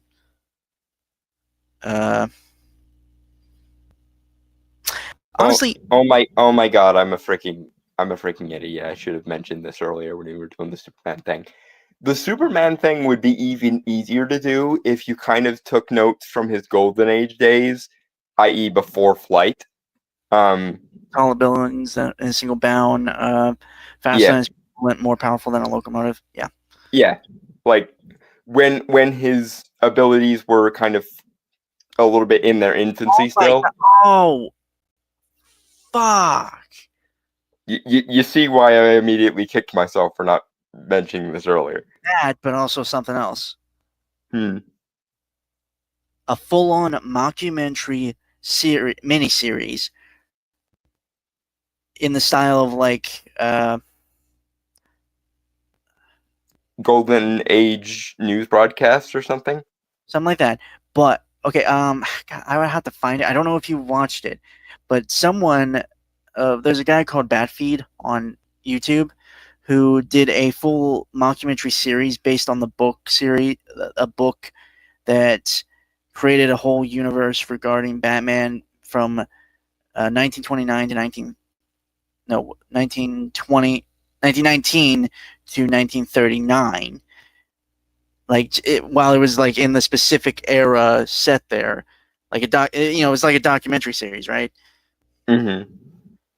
That for the JSA, like a historical mockumentary covering the members, the founding, the adventures, the disbandment of the JSA, surrounding all the events that happened of the kind of like the little clips and stuff we get of them in the JSA Smallville two-parter when Chloe and Clark are are rediscovering their quote unquote criminal files.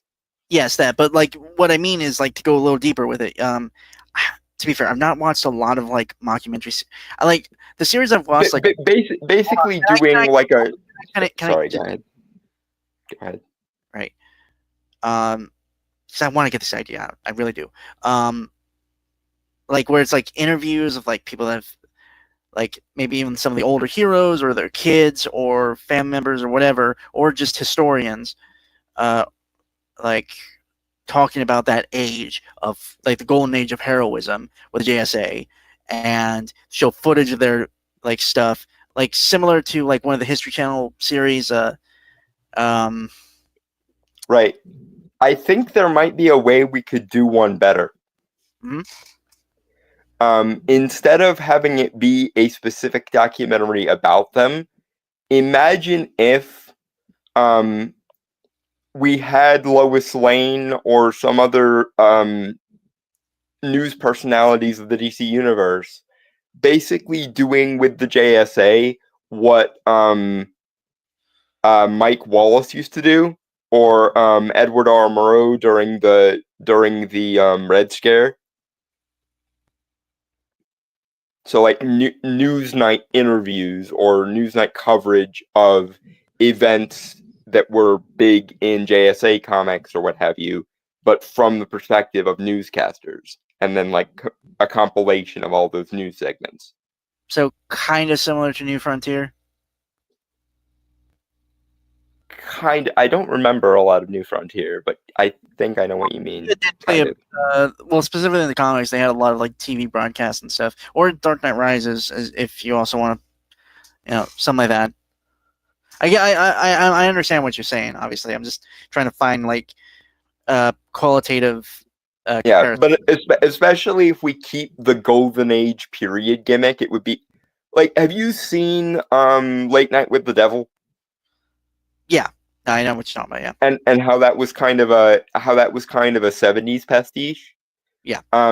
Imagine kind of the same thing, but like a 50s or 40s or 50s television news pastiche. Again, I'm thinking of Mike Wallace is the best example that comes to mind because I've seen a lot of his interview segments.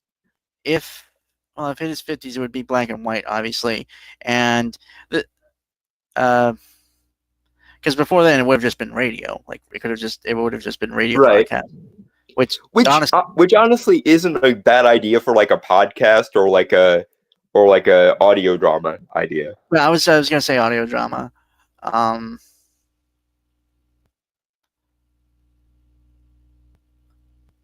Okay, question: if because of their secret identities, would we have them appear on the shows in their costumes then? I don't see why not, because I don't see why they wouldn't cooperate with the news media, especially if we had, famous DC news personalities like a Lois Lane or somebody akin to that. Jack Ryder. Yeah.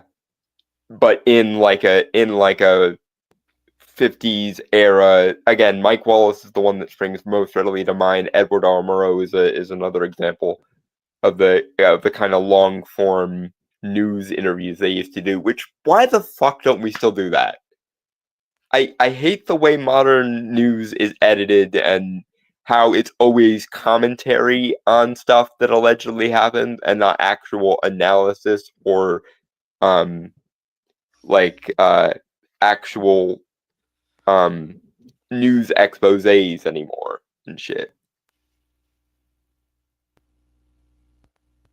But okay, if we were to have it, okay, because you're the bigger history nerd than I. What series? Yeah. Okay, if we were to set it to be like a mockumentary series, like from today, covering that stuff that happened before, what would be the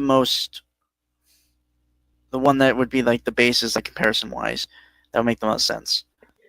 I think it would make the most sense to do the JSA's war years, because obviously the Second World War was a big news item at the time, and so superpowered vigilantes of various kinds doing their part for the war effort would be an excellent.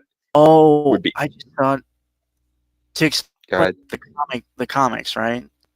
Mm-hmm.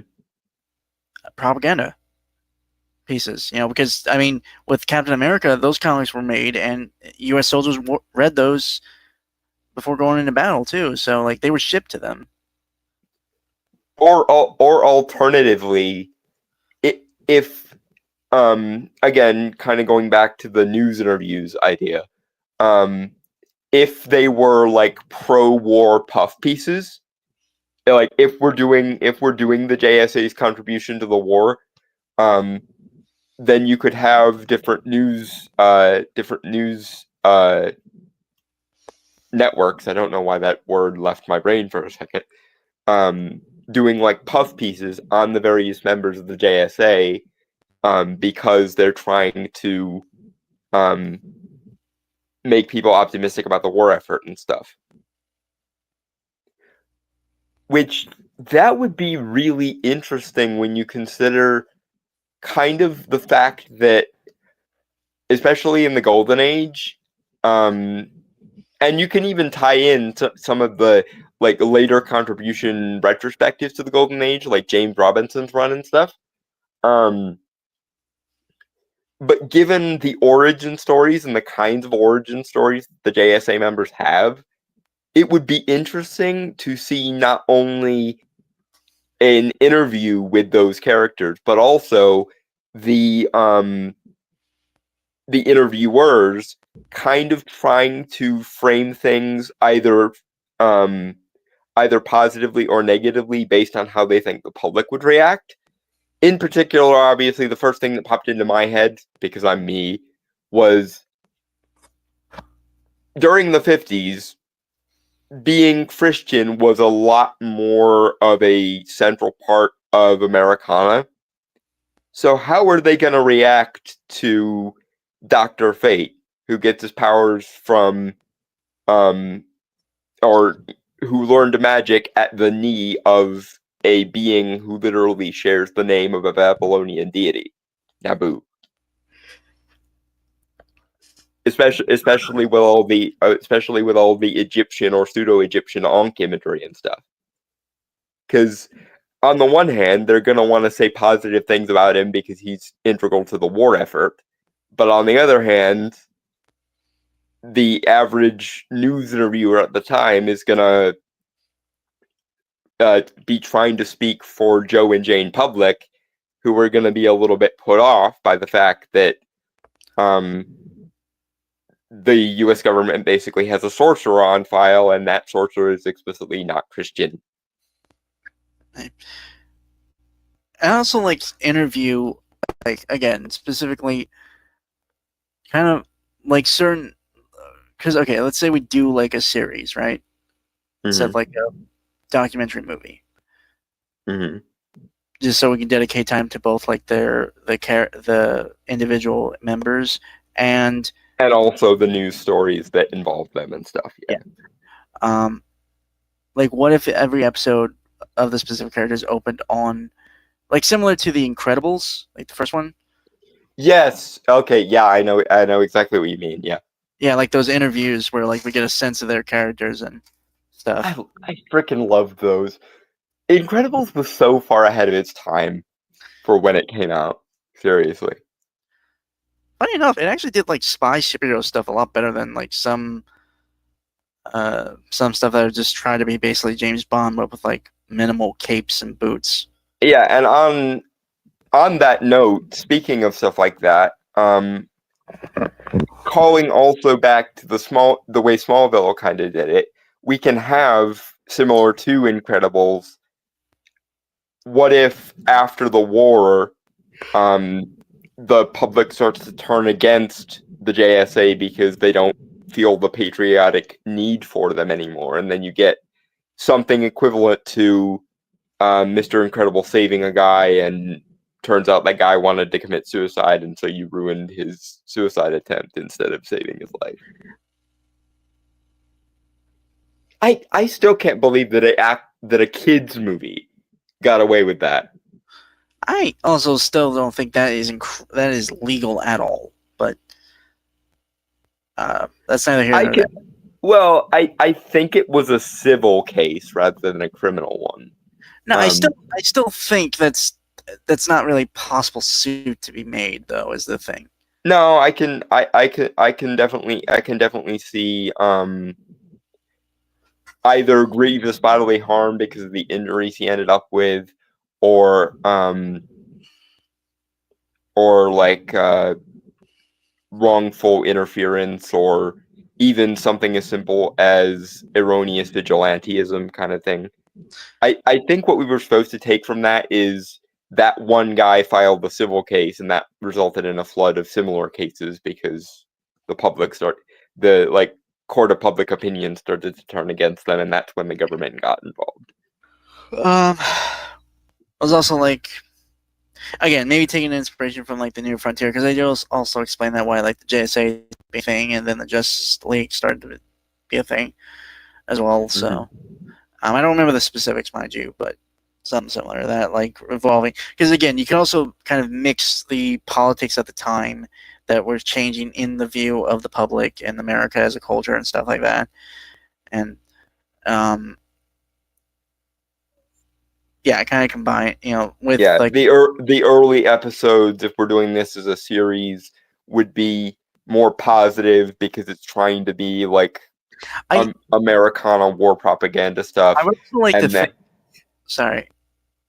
And then after the war, you can have kind of a similar thing with the fear of superheroes as happened with the fear of the atomic bomb after, obviously, Hiroshima and Nagasaki. You can see that really working too. I'd also like to see. Okay, this would be like kind of just fun, I think.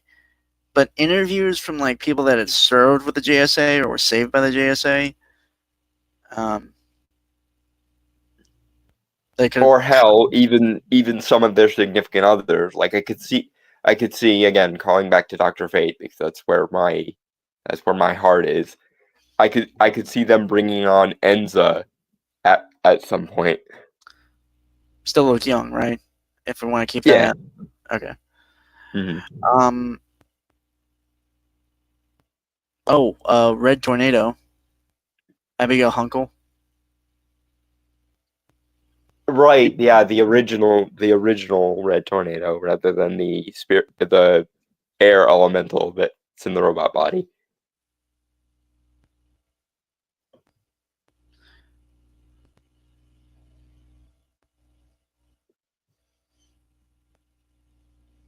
Who do you think a 1950s audience would gravitate to the most?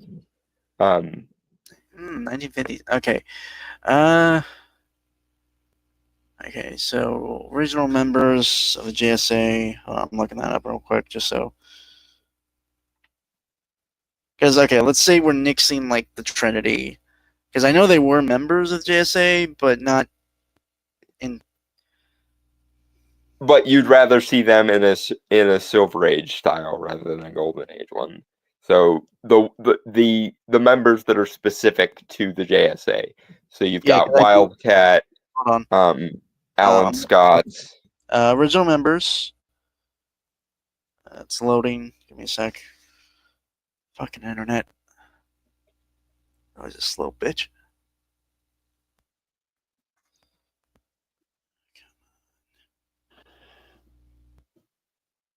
Okay. There we go. Original members were Dr. Fate, Hourman, Spectre, Sandman, Atom, The Flash, Green Lantern, and Hawkman.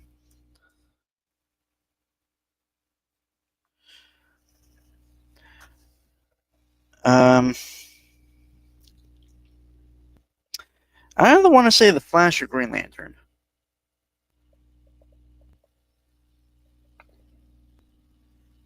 Yeah, I could see that. Because I think out of all of them, they're the most Well, okay, maybe Hourman, maybe. I could see Wesley being popular too. Golden Age Sandman. Yeah, detective noir kind of character. Yeah. Yeah, and also probably the most grounded of the JSA. Granted, there was a time, and this will never cease to be funny to me. There was a time when Dr. Fate was more popular than Superman because there was kind of an occult revival in the late 19th and early 20th century. So hell, I guess the question would be, you might even get the Aleister Crowley types or the Helena Blavatsky types get called in as expert witnesses when they interview Dr. Fate or something. I guess the question would be would we also do interviews with like the old members that are still around, or Kind of a where are they now format? yeah? I wouldn't do that until you started setting up the Silver Age characters. I could see a where are they now style format working in a kind of meet the next generation of the Justice Society, introducing the Justice League. But whatever happened to the capes that won World War II and so on, and then you get into the older ones that are still around. It's like Black Cat would be, or Wildcat would be a good example for that, because there you have the old grizzled war veteran tough guy. To be fair, he's also been mentioned to have trained several heroes, like a mentor to several, like even Batman he trained. Yeah, so it would also be a nice way of, this is the passing of the torch Well, I guess, okay, from actually, the my question, society sorry, to the league. I fucked up the question. My question was, would they, okay, in this hypothetical documentary, would they cover the actual like history of the character, like specifically their secret identity, or would their secret identity still remain a mystery even today? I am not sure. I think it probably depends. Because Like, okay, again, like in the hypothetical, this documentary takes place in modern day. Enough years go by that no one really has to worry about their secret identity being exposed. Mm-hmm. So maybe anyway. I think it depends on if there was an unmasking arc in the Golden Age comics. Like if there is actually an unmasking arc that we can pull from. Well, to be fair, then we could do it. They worked for the U.S. government, so at some point they would have had to have been registered in some form or fashion. So yeah, I could see there being like a Kennedy Files type thing where this just in, the files the U.S. government kept on members of the Justice Society, and how you could maybe even bring in like an Amanda Waller type as a liaison for the government, or as a spokesperson for the government in this hypothetical documentary series. I'm also thinking what would just be fun and cool is the behind the scenes working of this thing. They would literally, like, costume wise, obviously they'd have to go more classic than like trying to make them look modern, right? Right. Like what they did with Watchmen, with the Minutemen. Yeah, I know what you mean. Yeah. But they would also have to like take pictures and even like old film reels. Yeah, sepia tone, black and white. Maybe even like some sideshow style like poster art or banner art for them, especially. Obviously, I know we said no Trinity, but in theory, I could see a sideshow style picture of Superman done in the style of the old school sideshows, or like vaudeville posters of Zatara, for example. That would be another good example. Well, okay, name-wise, what would this be? JSA Unconfidential? Or Unclassified?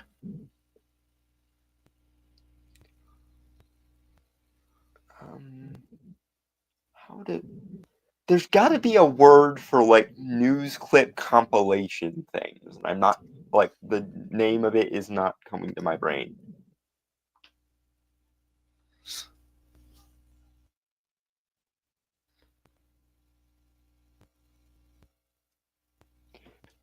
I just realized we've got like 20 minutes pitching this hypothetical project. God damn it. All right. Okay, anyway. Oh, God. Apple pie. Yeah, let me get that tab.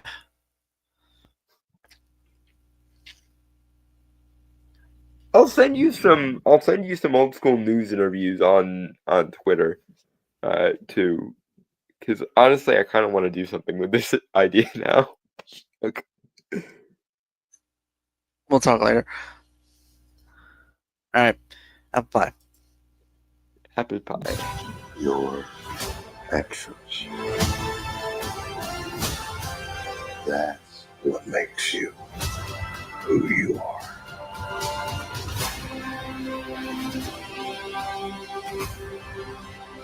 Superman. I dig using like pastiche of the Dahmer music too. Yeah, no, it's good. It's kind of like how Danny Elfman's music for Tim Burton's Batman just basically became the Batman theme. Yeah. Because they ended up using the Dahmer music in Superman the Animated Series. Well, so does Nicholas Hoult have blue eyes? I have no idea.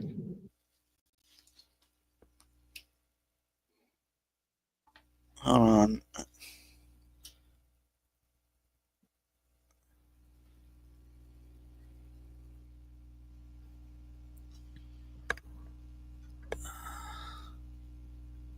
Okay, no, he has naturally blue eyes. I never knew that.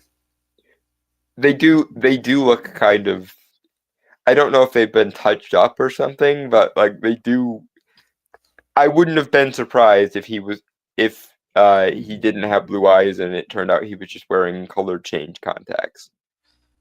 They're like an unnatural blue, right? Like not even. Yeah, it's a really piercing blue that like it does seem like either it's been touched up with lighting or CG, or they did something weird with his makeup or something, but his eyes are really piercingly blue. Well, to be fair, I've seen him in Warm Bodies. His eyes were actually blue in that. So when he's Beast, obviously he has like more like yellowish kind of looking eyes. Because blue on top of on everything else that was blue would be a little bit silly.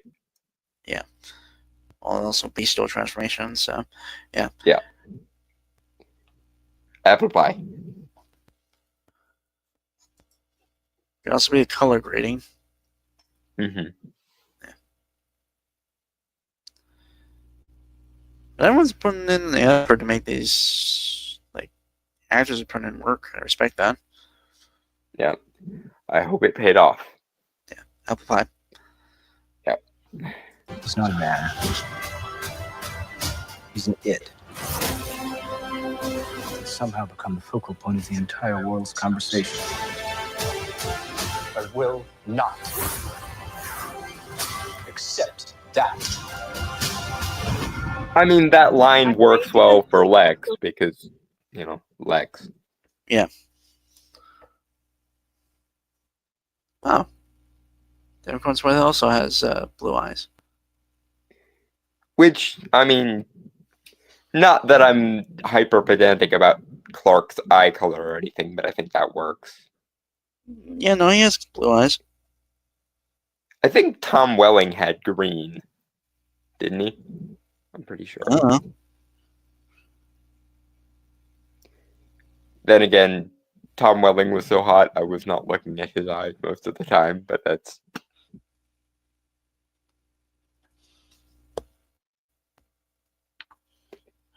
Yes, you can make your thirsty ass bitch comments. I could hear them coming. But no, I was trying to look at an image of David Cornsworth. See if he actually had like legit blue eyes, and he does. Okay. Good. It's just like I don't see blue eyes a lot these days, and like It is getting rarer for some reason. It's kind of like people with red hair, although that's largely because of the goddamn ginger side blackwashing everyone who's Irish descended and shit. But oh well. Okay. Apple pie. Apple pie. Go get him for you.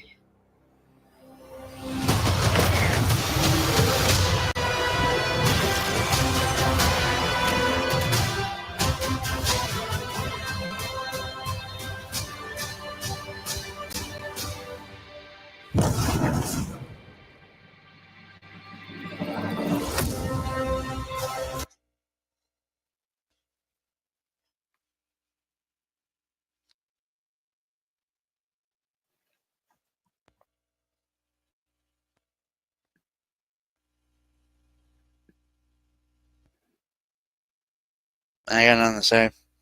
Yeah, apple pie. Next.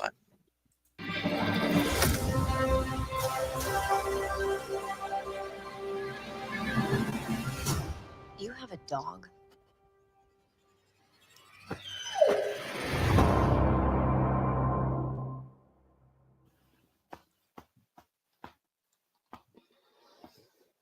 Oh, this time my neck decided to be a son of a bitch. If anyone doesn't like Crippo, we can fight. I'm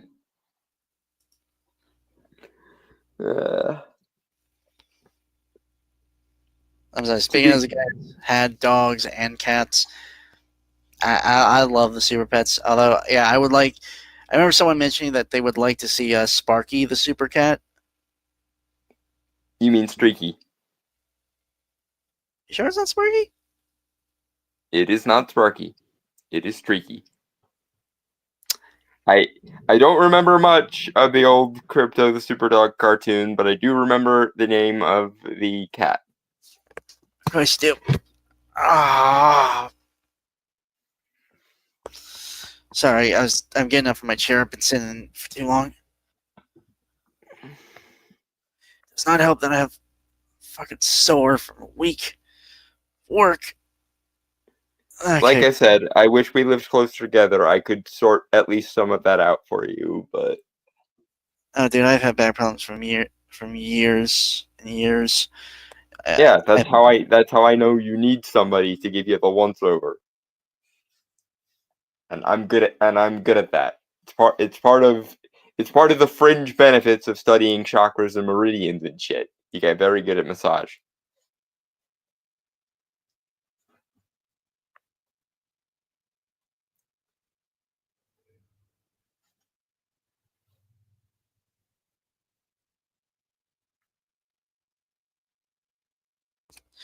The thing is, I have an inverter.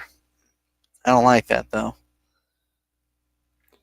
I am not surprised. Those things are very uncomfortable. You'd think they would strive to make them more comfortable given what they're for, but no, I'm terrified of using it. I don't like being upside down, man. It's just like I can understand that. It doesn't bother me, but I can understand why it would bother some people. What's like the blood rushing to your head and shit? And honestly, sometimes I feel like when I was like lock myself into like my ankles, sometimes I constantly worry if I have actually like made sure it's Secure. yeah, and then I'm just gonna fall immediately when I'm upside down. I get that way with heights. I get very anal retentive about the idea of falling from high places. Yeah, it's not the height itself that bothers you. It's more so the idea that you could fall from that and go splat, right? Yeah, although honestly, my luck, I'm less worried about the actual fall and more worried about what would break on the way down, because I am an unlucky bastard when it comes to gravity. Gravity and I are old enemies, and gravity does not like me. Oh, okay. I just popped something. Ugh. Which one of us will fall apart first, ladies and gentlemen? Placing your bets now.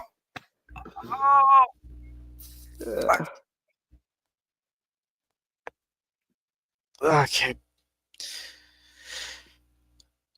I'm not gonna lie, I'm probably gonna pass the fuck out after we're done here. Yeah, and that's probably good considering that you have to be up at like 6:30 in the freaking morning again. No, 5:45. Bugger. Yep. So, okay. So Dalton sent this one, which is again kind of surprising. This is the official trailer for Marvel Television's Ironheart. I'm not seeing anything here that suggests to me that they've improved the source material, and that worries me, because if they haven't improved the source material, this could very easily become the next She-Hulk, except even worse than She-Hulk. I'm gonna be honest. I don't care enough to really have an opinion one way or the other. I'm not gonna watch this either way. Like, just for the record, I am not impossible to sell when it comes to improving bad or making something decent or good out of something that on paper doesn't sound quite right. Like, okay, if she was trying to create her own legacy or what? Hold on. To be fair, I don't know much about Riri Williams. I never really. Again, I kind of stopped caring about Marvel. I'm more of a DC guy. I'm gonna be fully honest. I'm not like big on Marvel, except for like some minute stuff, but that's about it. Mm-hmm. Despite what a lot of people like to think, I don't have the infinite knowledge or encyclopedia of all fucking superhero shit. But okay. That's one of the reasons he has me here, because being a living encyclopedia is one of those things I've always kind of been known for. My family has been making fun of me for it for years, and it probably won't stop anytime soon. But what I was saying before is I was one of the people who actually defended the way they handled America Chavez in Multiverse of Madness, because they actually took away a lot of her most annoying qualities and made her a much more sympathetic character. And everyone remembers how I was apparently the one person who was positive on Agatha all along after the Ballad of the Witch's Road segment got released from D23. So I am amenable to the idea that you can take a character or an idea that doesn't sound like it can work on paper or was bad to begin with and fix it. But I've seen this trailer all the way through at least once now, and it really doesn't look like they're trying in any way to fix the character like they fixed America Chavez. But anyway, banana. Or shawarma. Shawarma, fine. Shawarma. All right.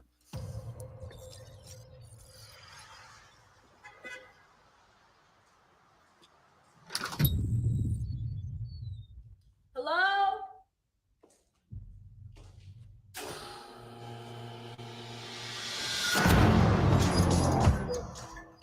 For real? So Ryan Coogler is producing this, so I have some. Yeah, it's possible that there's good stuff about this that we haven't seen in the trailer, because Ryan Coogler is very good at what he does, and especially coming off the high that is Sinners, I'm at least willing to give this a shot on the basis that Ryan Coogler is involved. Granted, I'm not sure how much Marvel's actually willing to let him do with her, but we shall see, I suppose. Shawarma.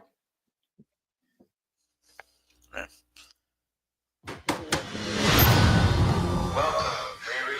In less than 3 minutes, the air in this elevator will no longer be breathable. Oh, what is this? You're ready. You'll suffocate and die unless you break into the device on the floor, where you will find a gas mask. Good luck. So someone is discount jigsawing her. Well, I'll be honest. I think it's kind of bluffing because it's a test, so I don't think they're actually going to kill her. But it is interesting because they obviously want to see her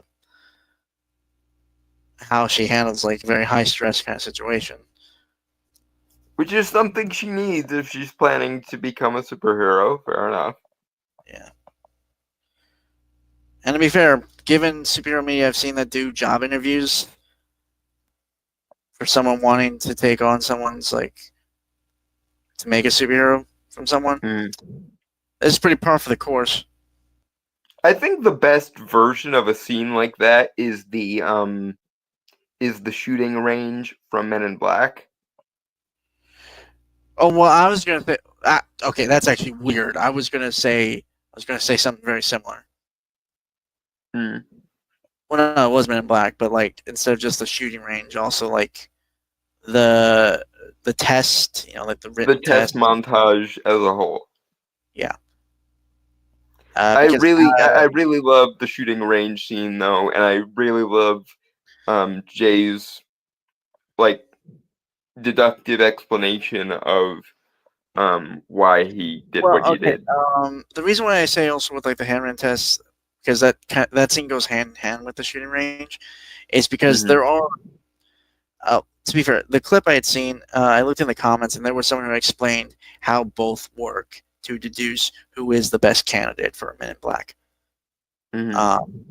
So I'm going to be paraphrasing because it's been a while since I've read that comment. But you notice how the table is set away from everyone in the written exam area. And they're in like those weird like egg-shaped chairs. Yeah. The pods. Yeah. And the military guys who are usually trained to take orders and be very like rigid and strict and all that shit, right? They don't consider doing the idea of like grabbing the table, except for Agent J. Which is why he demonstrates the out of the box thinking necessary for MID. Yeah, and yeah, like you said, like I'm not disagreeing with you. Like the shooting range scene is amazing. It's a good test of his character because he's not just because unlike the other like the soldiers, who shoot what they perceive to be targets immediately. Because in shooting ranges, I believe, anyone who's military, please correct me if I'm wrong. When you're running courses, because they do those kind of courses, they try to do it in the fastest possible way to. Speed and precision are the two most important factors there usually. Yeah.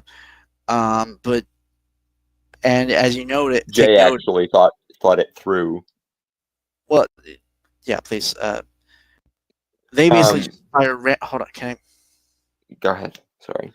They just fire randomly at the monsters while Jay only fires once after accessing the area in a pitch black environment that is flashing lights constantly, and with things moving in said darkness and so on. Yeah. So again, that his ability to notice all those details, like as he mentions, like how the monsters, quote unquote, are basically doing normal everyday stuff. They just look weird because they are non-human, whereas whereas the Girl Scout is studying theoretical physics, and in the hood. little girls in the hood don't. White girls in the hood don't really often do that. Granted, it must be said that as someone who was reading Stephen Hawking books at the age of 9, I probably would have gotten shot at that basis. But so there's that. It actually does. Actually, I would like to actually write a scene that does this kind of interview stuff. But obviously, in smart workers, oftentimes they don't do that. Yeah, something else about the shooting range scene that I love so much. It demonstrates the difference between how stupid people write smart characters and how smart people write smart characters. Because when Zed asks Jay, "What in all the hell are you smoking?" basically, Jay immediately, "No, these reasons. Like there's an actual method and a rationale that leads the character to what they think. Whereas when idiots write allegedly smart characters, the allegedly smart character's smartness takes the form of having read ahead in the script, basically. Like, there's no in-universe way that someone could organically get from point A to point B in universe. It's because idiots basically think of intelligence as an all-purpose Deus Ex Machina. Like, intelligence can explain why anyone does anything. Whereas when relatively smart people write smart characters, there's an effort to explain what thought process led to the conclusion instead of, well, I read ahead in the script, so I win, which is how idiots tend to write smart characters. Shall we shawarma? We shall shawarma. Not to be confused with shawarma, which is technically different. Screw this.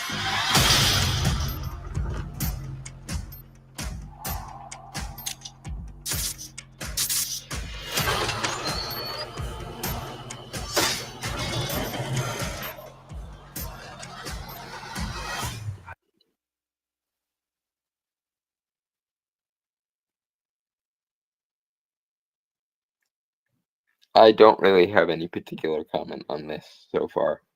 No. Shawarma. I heard Riri Williams was a genius.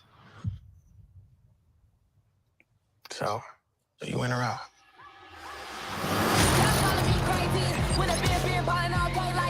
Riri, I see you. I see you fed up, waiting to be acknowledged for your greatness. You are not the first. Okay, so I want to point this out. Just because I know you're going to bring it up. Mm-hmm. Her wanting to be greatness and all that. Yes, I realize it's stupid given the comic origin and stuff. But here I kind of see how it makes sense given in Wakanda Forever where she invented the vibranium thing and it was basically stolen from her by either her professor or the U.S. government without her knowledge and was used and basically made her a target unknowingly by the by Namor and his people. It still sets up what I could call the Captain Marvel problem of when you make a character arrogant, you have to make sure you also keep them likable. Because arrogance without likability or relatability or some other factor to temper it is just going to come off as annoying and overly confident and cocky. That being said, I really love this guy's line here. Like, you're not the first genius to end up at MIT, which I think is a good thing for Riri if arrogance is going to be one of her character traits, because aside from anything else, it's actually true, because if you know anything about Ivy League acceptance, you know that basically being a genius, being a prodigy in some way, is basically the entry level criteria for most Ivy League schools. So even if she is a genius, which it still requires that the writer is smart enough to write her as actually intelligent and not just I read ahead in the script, because that's what intelligence means to a stupid person. If they are going to focus on her being a genius and her being arrogant, then lines like this guy's pointing out to her that in MIT, being a genius is basically entry-level criteria. That is a good thing. Having people actually challenge her and be framed as in the right for challenging her, which is the key part. I emphasize that because otherwise it's the Captain Marvel problem. If you only have people challenge her when they need to be proven wrong, Legend of Korra had this problem a lot too, especially in its first season. If you only have people challenge her when they're either villains or wrong, it makes her a Mary Sue. If you have people challenge her and have them be framed as correct for challenging her, that is some ways, or at least some of the way, to making her a likable character. Or at least making her struggles feel earned rather than she wins because the plot says so, which is very often the Captain Marvel, or hell, we might as well even call it the Legend of Korra problem, because that was Korra's issue too. People were only ever harsh to her when they needed to be proven wrong or were establishing their villainy. Yeah. Shawarma. All right. Genius at MIT. How come you're not working at one of those fancy tech firms? After my internship abroad, I want to build something undeniable, something important, iconic. It's a brand new. I can give you the tools to help you carry out your vision.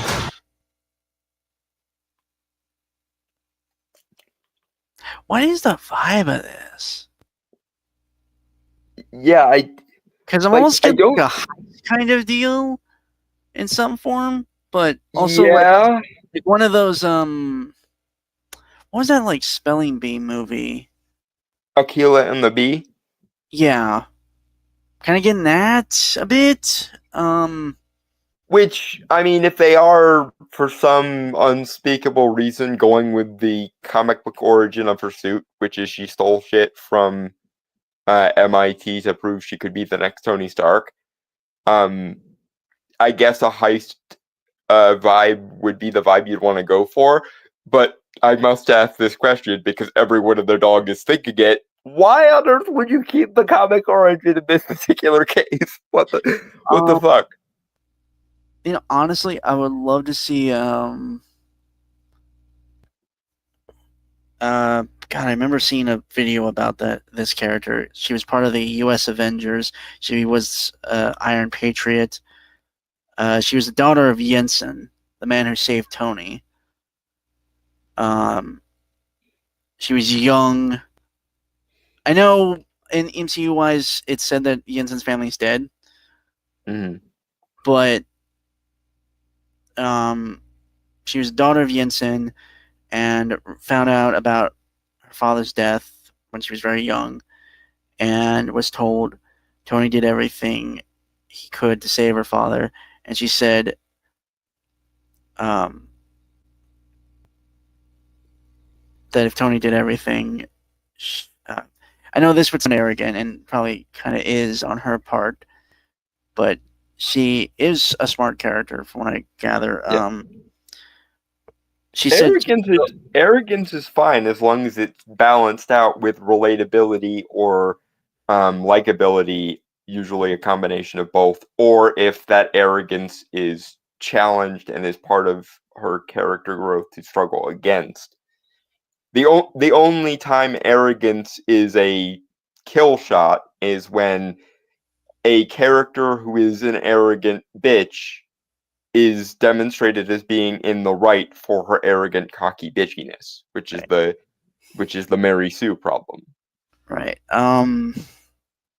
Yeah, I'm like getting like it feels heist movie like, but also kind of like a children's sports movie, or not sports movie, but like an inspirational. There's also a movie I remember seeing in school. About like this child that like it's supposed to be based off real events. That this child that was homeless that still attended school and like was an incredible genius. And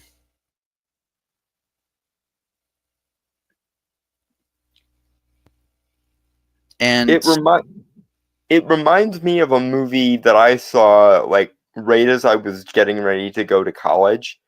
I think it was just called Admissions. It was about a kid who was a homeschooled autodidact, but was like off the chart in so many ways that one of the college administrators made it her personal mission to get this kid accepted to Harvard, I think. And there was a thing where I don't remember if it was his father or his uncle or whatever, but there was a romance subplot between the female administrator who was kind of championing this kid and the other male main character that was kind of supporting him. Okay, so I looked up the character that I was speaking of. It's Tony Ho. Yeah, she was called Iron Patriot. She was the daughter of Ho Yinsen.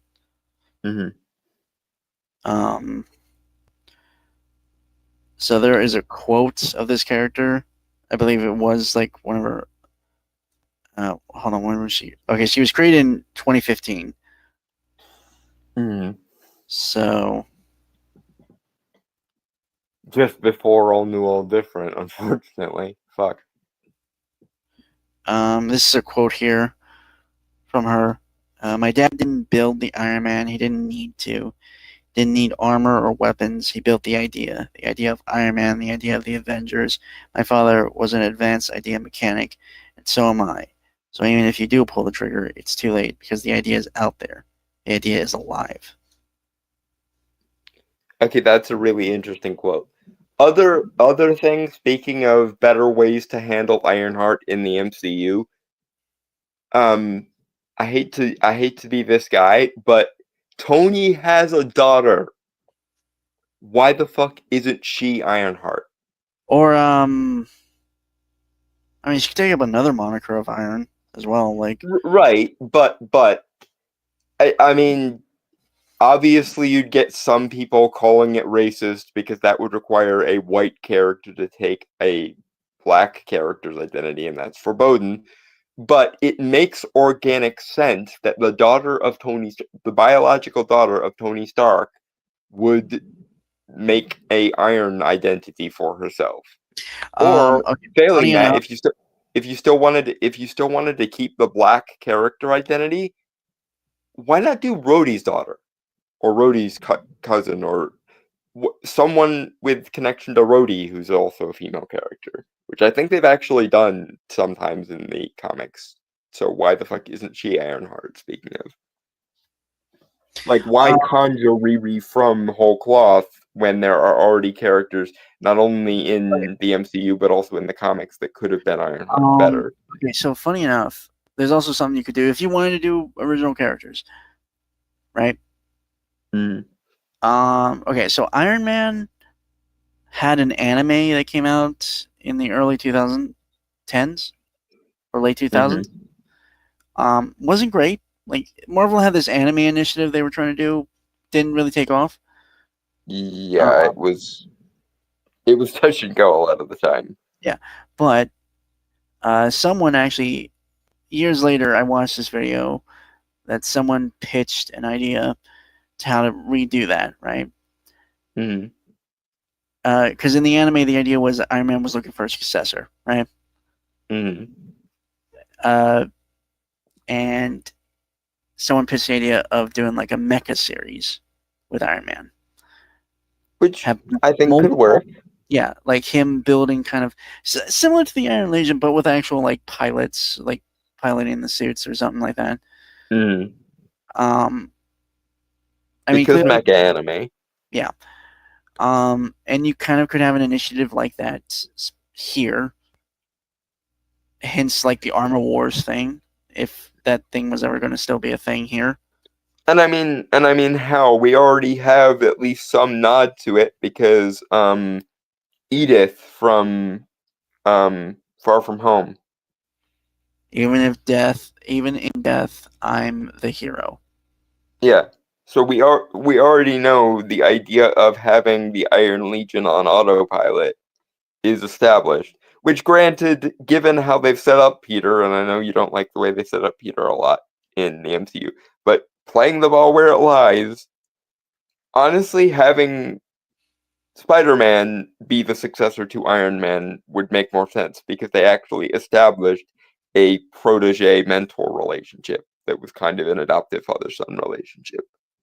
Mm-hmm. And if they did that, obviously they can't now because No Way Home reset everybody's memories and shit.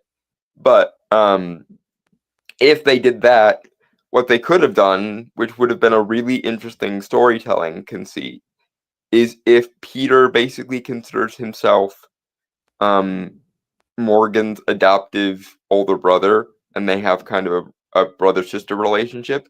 Because, again, given how they used Tony as Peter's mentor figure in the MCU, that would make sense and would also build on the characters,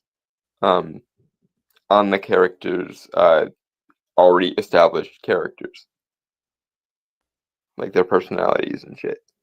Right. What was I gonna say?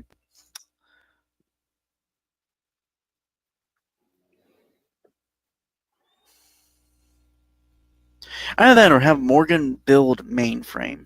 And for those who don't know, Mainframe is an AI that was developed by Tony in a specific universe to carry on the Iron Man legacy, thus building his own like robotic body based around the design of an Iron Man suit, and form the next Avengers. Mm. And I mean, they've used the idea of a Tony Stark AI post Iron Man in the comics before as well. So yeah, if you wanted to bring RDJ back for the sake of even specifically, they had one for Riri when she was Iron Man or something like that. Yeah, so like if you wanted to bring RDJ back, rather than desecrating Victor Von Doom for the fourth time in a row, we could have just gotten a version of Tony who was an AI, considering that AI consciousness is already a well-established mechanic in the MCU because of Jarvis and Friday. And I forget what Tony's suit AI is called. Friday. Was it just Friday? I thought Tony made him his own one. No, wait, who are you talking about? The AI that Peter has in his suit. Edith. Oh no! Right. He gets that in the glasses in Far From Home. I'm talking about the one that's actually built into his suit. Karen, and they never brought it up again. Right.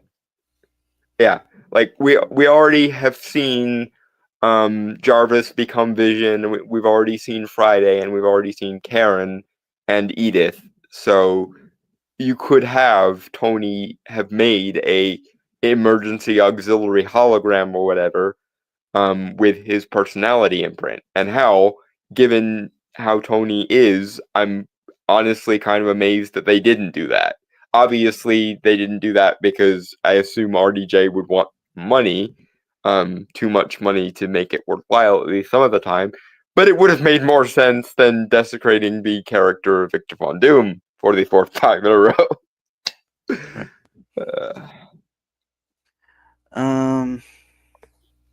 Anyway. Shawarma.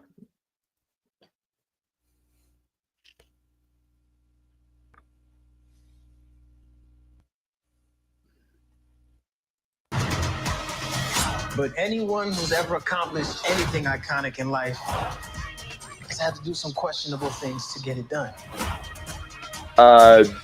No, fuck What you. will you do, Riri? You've bitten off a hell of a lot more than you can chew. I could chew a lot. I'm hoping that he's the villain and that this is supposed to be a devil on the shoulder thing.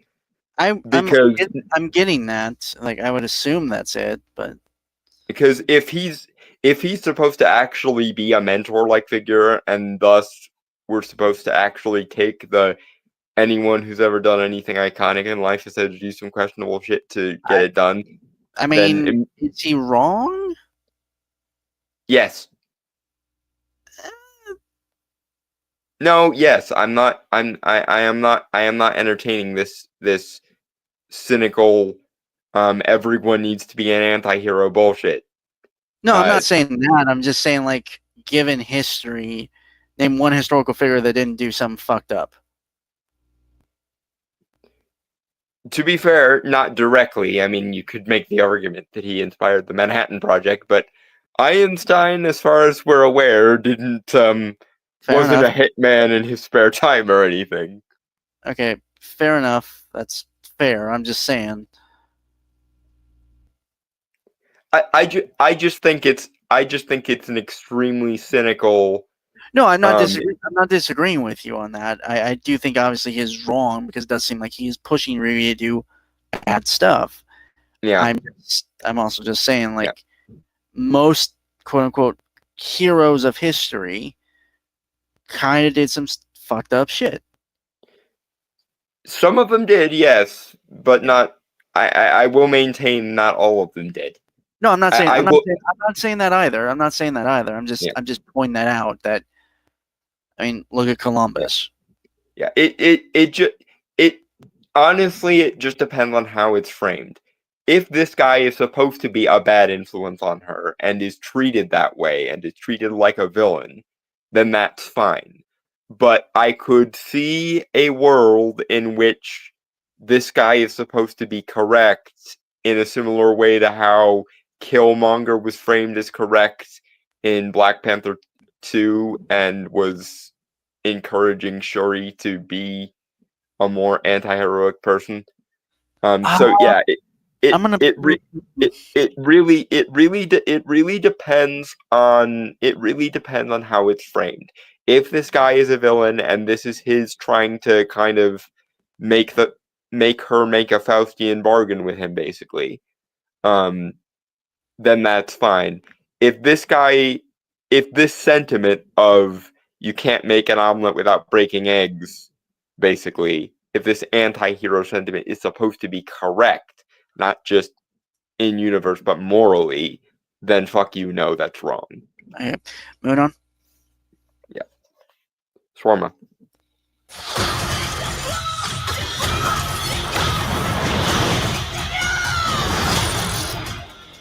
You know nothing about this man. You're gonna end up dead or in jail. This is so much bigger than that. Okay, so multiple things. Mm-hmm. One, I think the character who was played by the actor who played Noah in Transformers Rise of the Beast. So good actor. Good actor. Mm-hmm.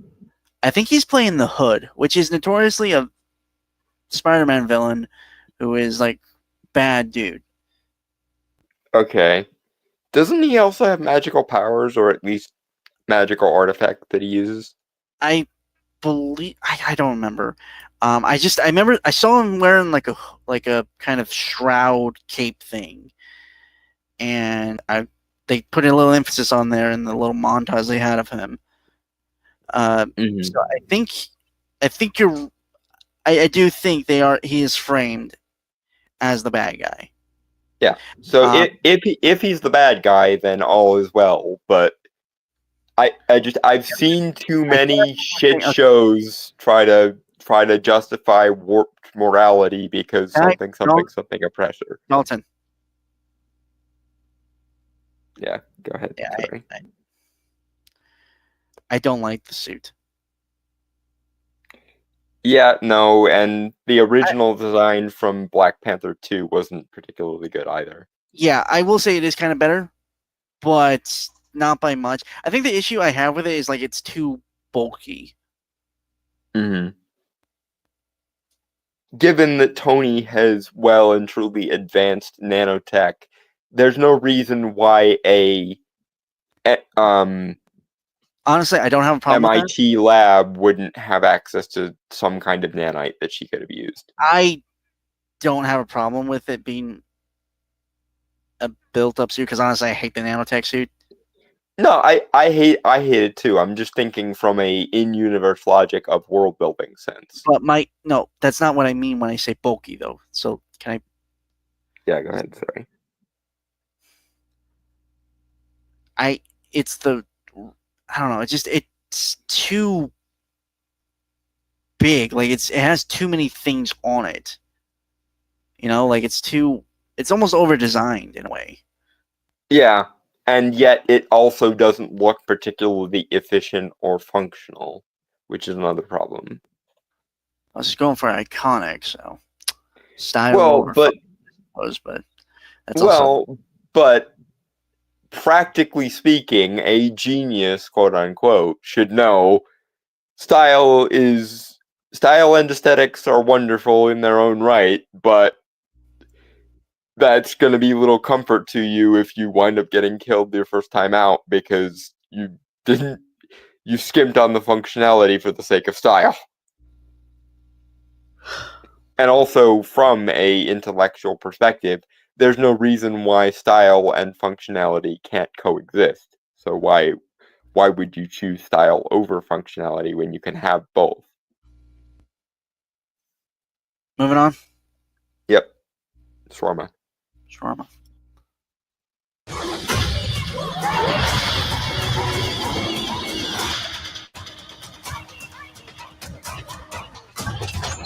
This is wild. A shady bunker. My bunker's not shady. Would a shady bunker have that on the wall? It's literally above a crate of self-guided missiles. I'm returning.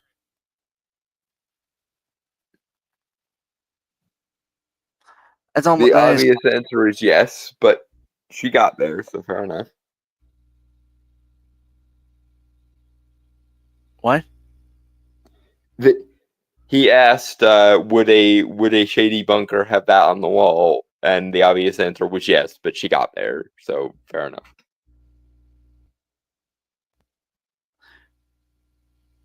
Live, laugh, love. Yeah, honestly, anytime I've ever seen that, I've seen that a lot. It's in places that are really weird. Like, yeah, you know? Or basic white bitches trying to be like homey and shit. Maybe I've just always met more ghetto white people. That is probable. I am more familiar with the rural ass hicks who are hunters and farmers because of, living in the goddamn middle of nowhere. So that probably explains why most of the people I've seen with the live, laugh, love motifs and shit are middle-aged white Karens trying to be sentimental or like touchy-feely and shit. Shawarma. Bring those.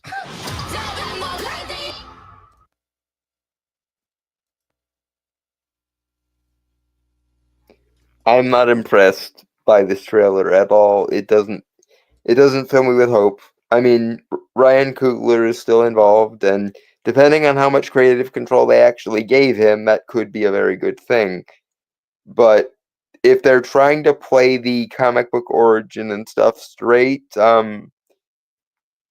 it's not good source material to pull from, because most of the things I know about Riri Williams are stuff that are not just bad, but also framed incorrectly. Like when she stormed into Latveria because Doctor Doom is a villain, and so she deposed him, even though he rightfully rules over Latveria and all of his people want him to. Or the famous scene, the famous flashback scene where she begged her teacher to be racist towards her so she would have an antagonist to fight against. Seriously, who thought that was a good idea? Brian Michael Bendis, specifically,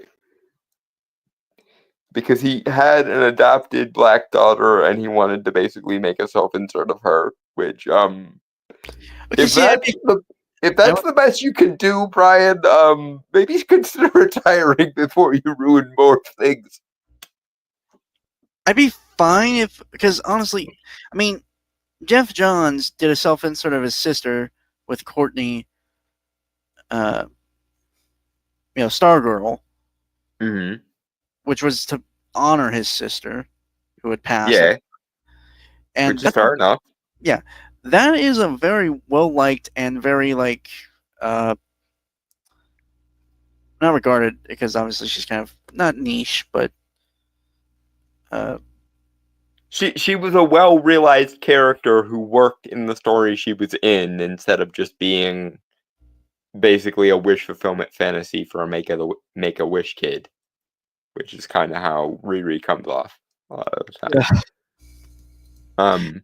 Did you know she and Shazam dated at one point? I did not. That is cool. Actually, they had to break up because the Justice Society didn't know Billy, like Shazam, was a kid, like the same age as Stargirl. So they thought Shazam was, Oh, for the love of... God damn it. Which is, to be fair, Billy did No, not... it works. It's one of those things that piss me off. Yeah. To be fair, Billy could have smoothed things out if he had, revealed his identity, but, There's that, and then in theory, there's also the other alternative. Like, imagine he did date someone who was more physically similar to Captain Marvel. And yes, I still call Shazam Captain Marvel because Marvel can't stop me. And having him take the name of the wizard who gave him his powers is stupid. Honestly, I think it could have worked if you just do Captain Shazam. Or the Champion, considering that's usually what Shazam referred to him as. I don't know why they didn't do that, but never mind. Point being, I've also seen a lot of people make the argument that if Captain Marvel dates someone who is closer to his age when he's in superhero mode, that person is now a pedophile because Billy is younger. Even though Wisdom of Solomon and Strength of Hercules means there is no psychological nor physical way he's going to be damaged by this, so why in the fuck does it matter? Anyway, moving on. This is something I sent. The official trailer for Killer of Killers, the animated anthology series. Didn't we do one of these trailers already? Yeah, I think that was a teaser trailer. This is the official one. Right, okay. Because I remember liking this the last time we touched on it. Yeah, we did this one and Prayer to Badlands same time. They liked both, right? I don't remember my opinion on Badlands. I remember liking the last time we did this. But anyway. Foods related to the Predator. I don't think we had any, so we just kept with banana. Yep. Banana.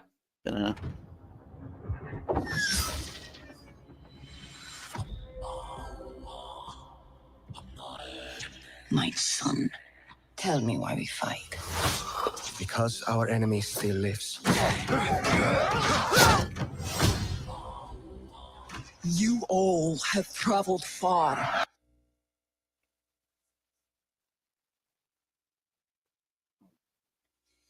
Again, I really like the idea of the Predator going up against different types of warrior throughout history. It's cool.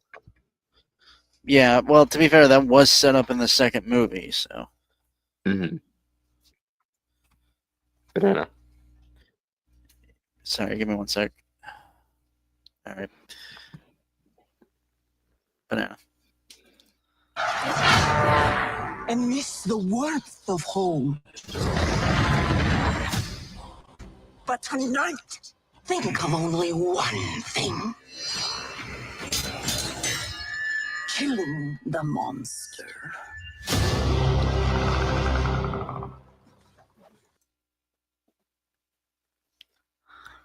Why no one thought of doing this beforehand is such an enigma to me. Yeah, especially because like anime adaptations of action movies was actually kind of a fad for a while. That's why things like the Animatrix existed. Not saying that the Animatrix is a fad or anything. I'm just saying for a while, Also, doing action there's movies also- as like anime adaptations was a thing. there was also, Batman Gotham Knight. It was supposed to be like a bridge between Batman Begins and Dark Knight Rises. Didn't really work out that way. Also, Supernatural got an anime for a moment there. It did. I know that's not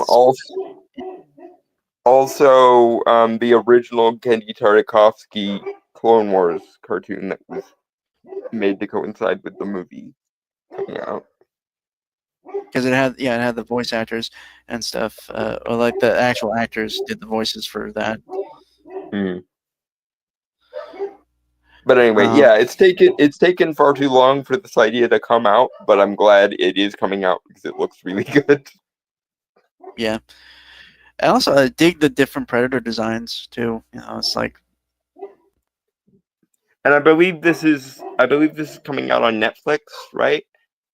Hulu. I was gonna say because Netflix, despite its inconsistent tenure with live action shows, is actually really good with anime. But this also looks. I don't think I've ever seen any animated content for Hulu specifically come out. But if this is their first foray into it, then good for them. They've done their own the animated stuff. It just never lasts that long. Shame. Because I remember they did a really good job with several live action projects. Like I still maintain that the Hellraiser continuation that they did for Hulu in like 2022 is probably the best. I would argue it might even be better than the first Hellraiser, but it's at the very least the best one since the second one. All right. Banana.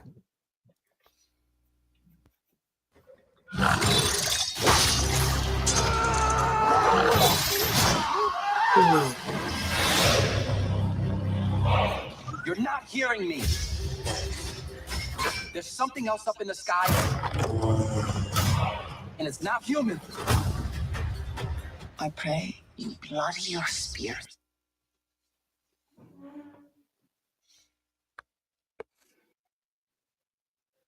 An aerial dogfight with a predator. That's a cool concept. I know, but that wouldn't seem like way of an honorable Yautja. It might be one of the bad bloods, actually. I mean, if said predator knows that like the warrior it's considering hunting specializes in aerial combat, I don't think it's unhonorable to meet them on the field of battle that they picked, kind of thing. I know. I wouldn't mind if they also touched on the bad blood predators as well.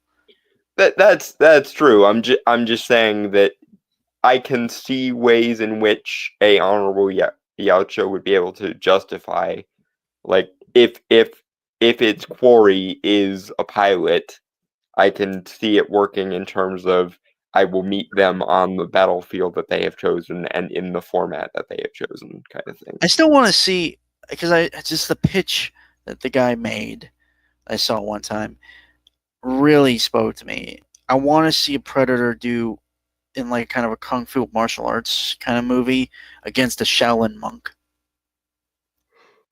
That would be freaking awesome. Especially if the Shaolin monk manages to get like the upper hand by using like pressure point and like chi blocking type stuff.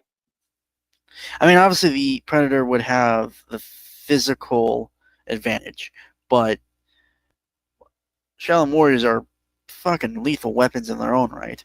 Yeah, and their martial art is all about technique over physical power, so it would be an interesting. To be fair, an interesting match. I mean, Shaolin monks are also still pretty crazy strong in their own right. Well, yeah, especially because once they've kind of mastered themselves, they can kind of do the hysterical strength thing of the like lifting cars off babies shit, but on command, and it can be pretty fucked up. But point being, doing like a Ty Lee style chi blocking thing to a Predator would be a really interesting way of resolving a fight with a Predator.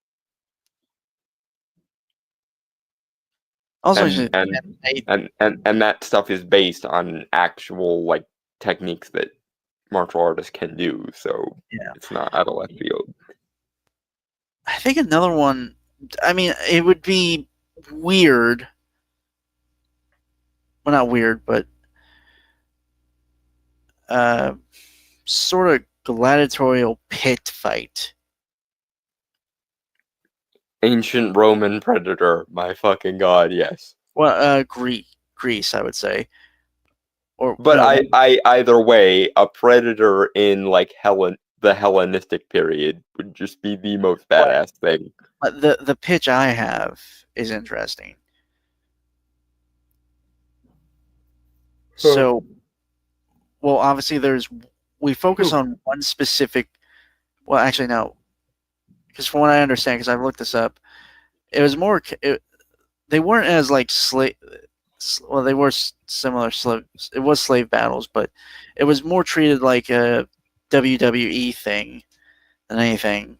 So it wasn't like fight for freedom or anything. Well, it's not as dramatized as like the Gladiator movie would have us believe. Right? Yeah. There's a lot of actual historical nuances to gladiatorial combat that they could have used, but. I just like the idea of a Predator in like ancient Greece or ancient Rome. That just sounds so badass. And the idea obviously is the inverse of like how most Predator hunters work. Instead of stealthily hunting, they're the champion in that Colosseum and are seeking a worthy opponent to kill them. Kind of like what they sort of set up with Hulk in Thor Ragnarok being Grandmaster's champion. Yeah. Yeah.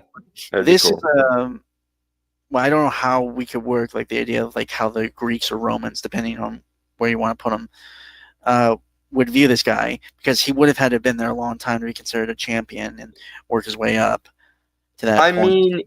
I mean, in theory, it's not like the idea that certain demigods were kind of more monstrous looking was a thing in ancient Greece and ancient Rome, so it's actually not that far out of left field for them. I believe the Greco-Roman mother of monsters was named Echidna, if I'm remembering correctly, so they probably would. Yeah, no, you're right. And also, I'm just picturing how his armor would look, because he probably would have incorporated gladiatorial armor into his design as well. Like, I'm just picturing him like wearing like some type of the helm or mask being reminiscent of like either a centurion or, well, was that the term used for both Greece and Rome? I think the term in Greece was hoplite, I think. Either way, like, you know, like with the honestly, it would be similar to what Ares has been depicted with, like his arm, like the Right. Spartan helm. To, Oh my god! Before you explain your oh my god, I just had one. Going back to your a predator who wants to find a worthy opponent to kill him. Imagine a predator who crash landed and none of his shit was working, and somehow some Romans managed to like press him into slavery because most gladiators were actually slaves. Yeah. And this is a predator essentially trying to find an honorable way to commit suicide to free himself from the slavery. Yeah. What was yours? Sorry, I didn't mean to interrupt you. No, well, to be fair, it was a change, kind of a change. But sticking with Greece, Predator against the Spartans at the Battle of Thermopylae. That would be interesting. It honestly reminds me of the way Achilles is talked about in the Iliad as this kind of unstoppable force. And I'm just picturing like spear combat between a Spartan and the Predator.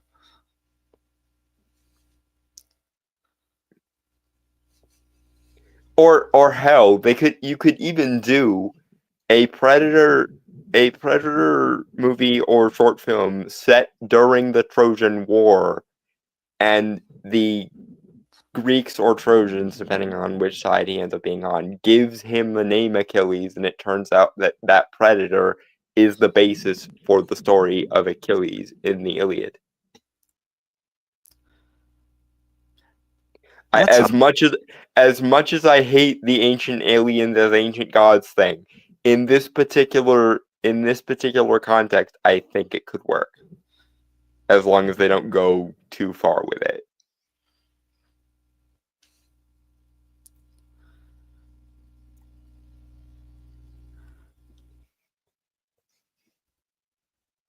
Camelot too would also be interesting.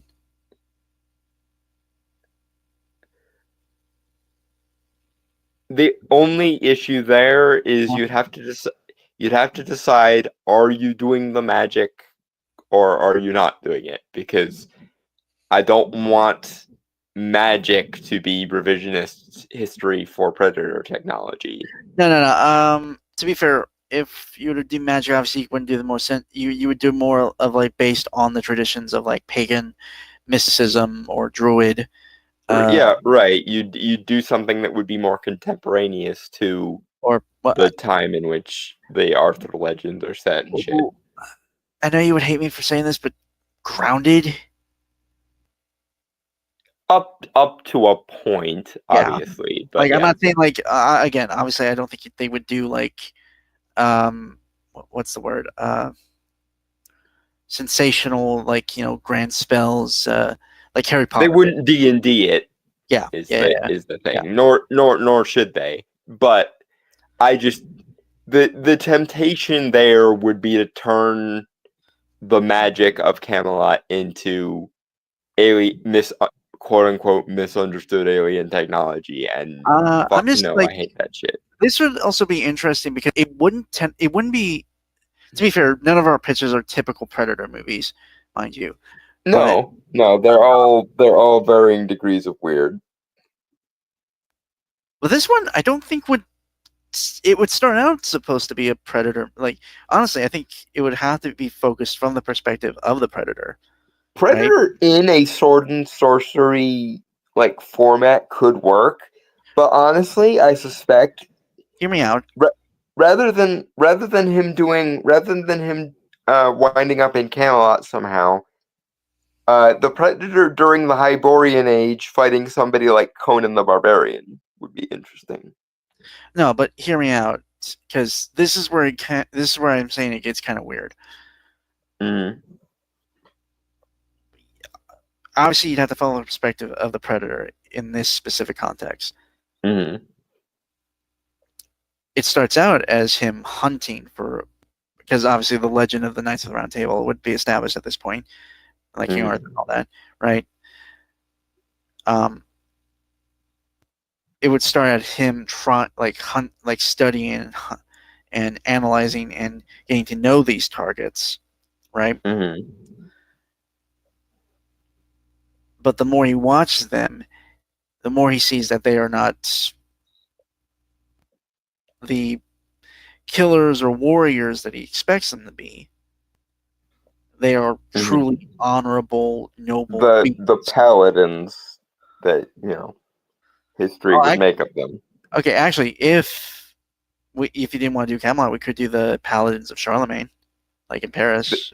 That would also be interesting. However, keeping on the Arthur thing for just one more second, a version of Sir Gawain the Green Knight, where the Green Knight is the Predator. Oh, fucking genius! Fuck! Why didn't I think of that? But kind of finish my point before we move back to the trailer, right? My idea was that instead of this Predator hunting or trying to kill the Knights of the Round Table or Camelot or anything, because his culture, because the Yautja's culture is based on honor and respect and all that. Yeah. And seeing how good and honorable these people are, that this aspect of this portion of the species of humanity is, the Predator would feel inclined, or not inclined, but you get my point, to, I want to say swear fealty or something, but to become a Knight of the Round Table. Yes. And because I am the Arthurian lore nerd, I'm reminded of the legend of the Siege Perilous, the Perilous Seat. Imagine if that was a test set up by the Predator. Obviously, it might get into the Clark Tech thing that I don't like very much, but as a test of honor designed by the Predator, that would be a really interesting thing. Again, obviously it has issues, but in something like that, I'd be willing to at least somewhat overlook it. As what again, all of these cases are as long as they don't overdo it and do the Ancient Aliens thing. Yeah. To be fair, they never. It's not really their idea. It's just like to be fair, that's really been the Predator's MO overall. They just pick a specific group of warriors. They pick worthy adversaries and then test themselves against them. But the Gladiator Predator, I think, would honestly work the best. Yeah, because the idea of a Predator who has been captured and enslaved and wants to find an honorable way to get himself out of slavery works really well, I think. I also just like the idea again, like him kind of dressed like the Predator would have to wear like custom fitted gladiatorial armor, which would also be resembling, like it's a mixture of the Predator armor with gladiator armor. Mm-hmm. And I just like the idea that instead of using, like, obviously he wouldn't have his gadgets, right? Right, like and using my added thing of if he crash landed there and was enslaved when all his tech wasn't working, all the Predator armor would be busted, so none of the tech gadgets would work. I'm just picturing like he would use the weapons gifted to him, which would be like a gladio, a spear, a buckler, shield, probably. Yeah, stuff like that. And I just visually, I think that's interesting and cool. Mm-hmm.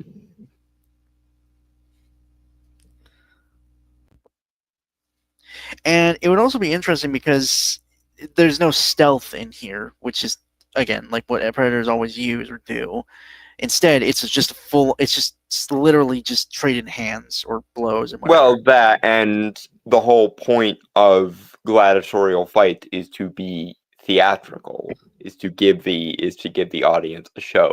Which honestly, if they gave us access to the Predator IP for some unspeakable reason, as much as I like the kind of tragic angle of the enslaved Predator who's trying to find an honorable way to end it all, I do kind of like the idea that this particular Predator might decide that he likes the showboating aspect of the gladiatorial stuff. And you can still have all of that tragic stuff working and so on and so forth, but I do kind of like the idea that a Predator who's been enslaved to be a gladiator over the time realizes he kind of likes the idea of theatrical fighting and playing to the audience. Well, yeah, okay, because, I mean, to be fair, Predators have done some theatrical stuff in the past when they take trophies. Yeah. Literally could do that. So it wouldn't be entirely out of left field for a Predator who finds himself in a terrible situation to try to make the best of it and find he actually kind of likes being a gladiator. I guess the question is, who would be like the honorable warrior that would kill this Predator? I mean, obviously we couldn't do this because Ridley Scott would have an aneurysm, but imagine the Predator in Gladiator versus Maximus Decimus Meridius. Okay, I'm curious though if there are legends or myths revolving around gladiatorial combat that we could use for inspiration here. I'm certain they must exist. I just don't know any of them off the top of my head. Anyway. Yeah. Before Brainstormer drops to sleep from just sheer exhaustion, Banana. Yep. Tonight. You are ready now.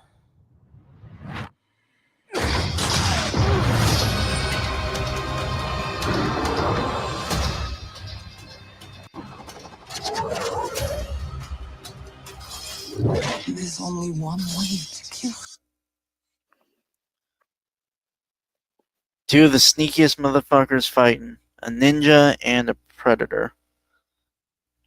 Well, shinobi actually would be the more apt word for a ninja. Who can out stealth the other? That is the question.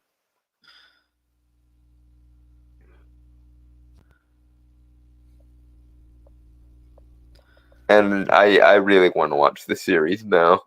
June 6th. Okay, so like 2-3 weeks. Good.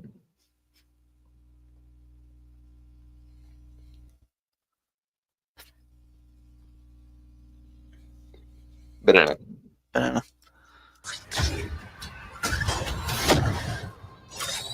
We must fight together. Here we go.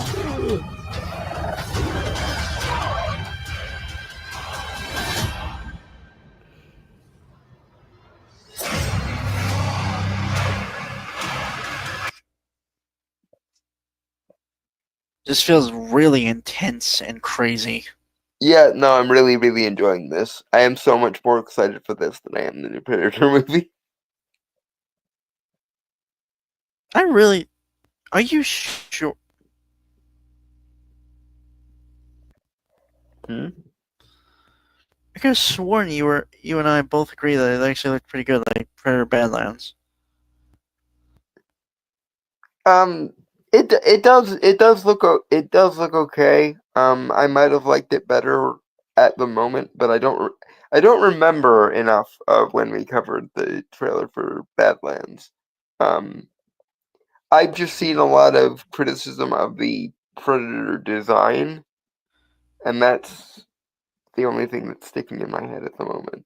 But yeah, this however looks like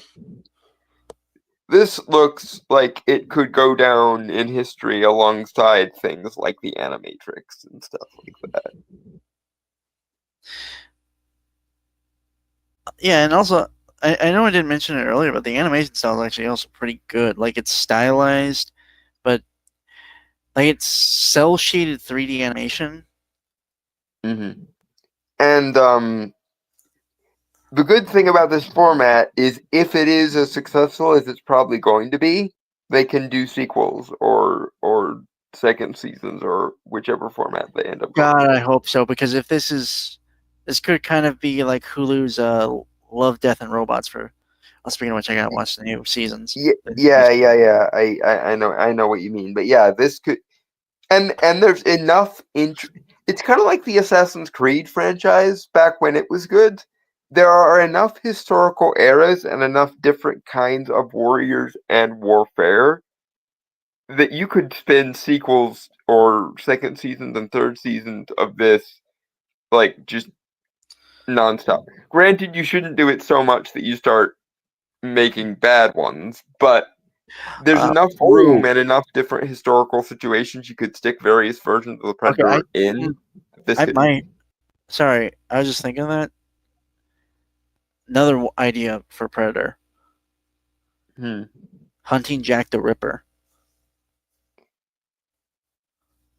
The problem there is Jack the Ripper doesn't fit the Predator's usual profile unless unless we have the Predator like going to get justice. Like if he finds Jack the Ripper so repugnant to his honor system that he kills him out of. Well, okay. To be fair, the Predator, both in the first movie, was targeting great warriors. Wasn't have to be honorable warriors. They did have a code of honor, but that didn't mean that someone reached there. Right. But Jack. Hold on. It could be a bad blood predator because in Predators of 2010, right, they had a serial killer in there.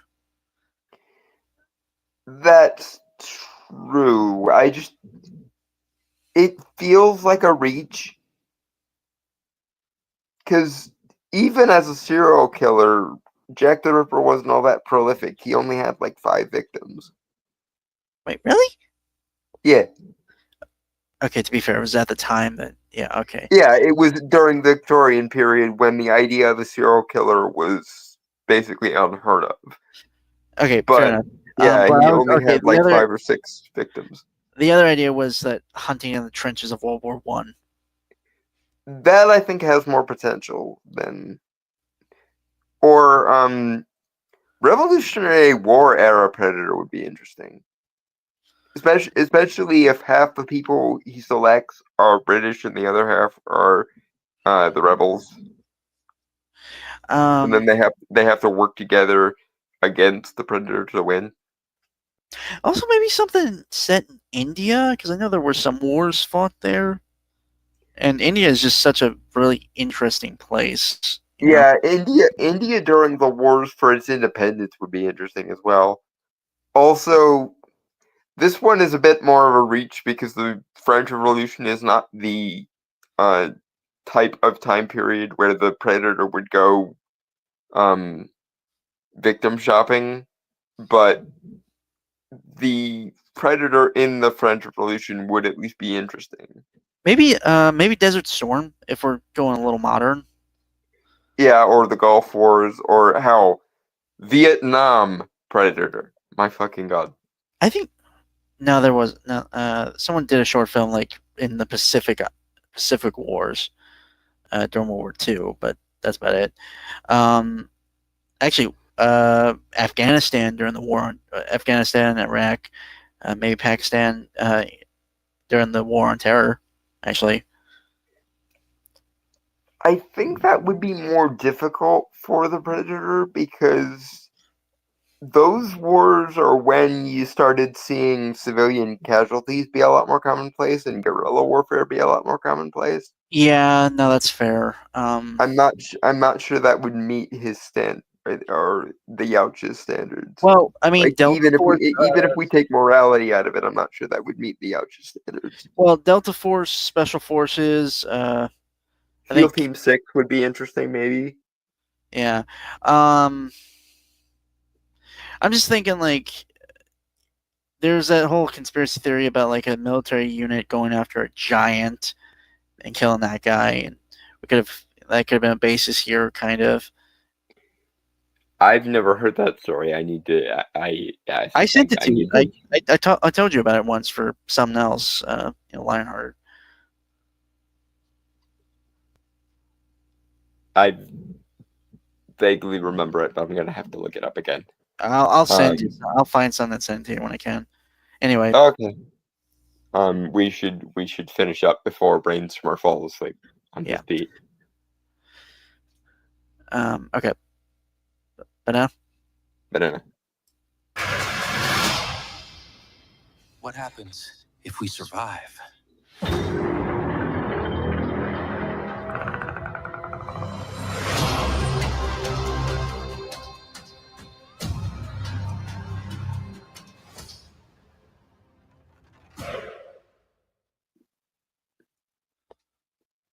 Yeah, this looks really good. Yeah. But outro time. Yeah.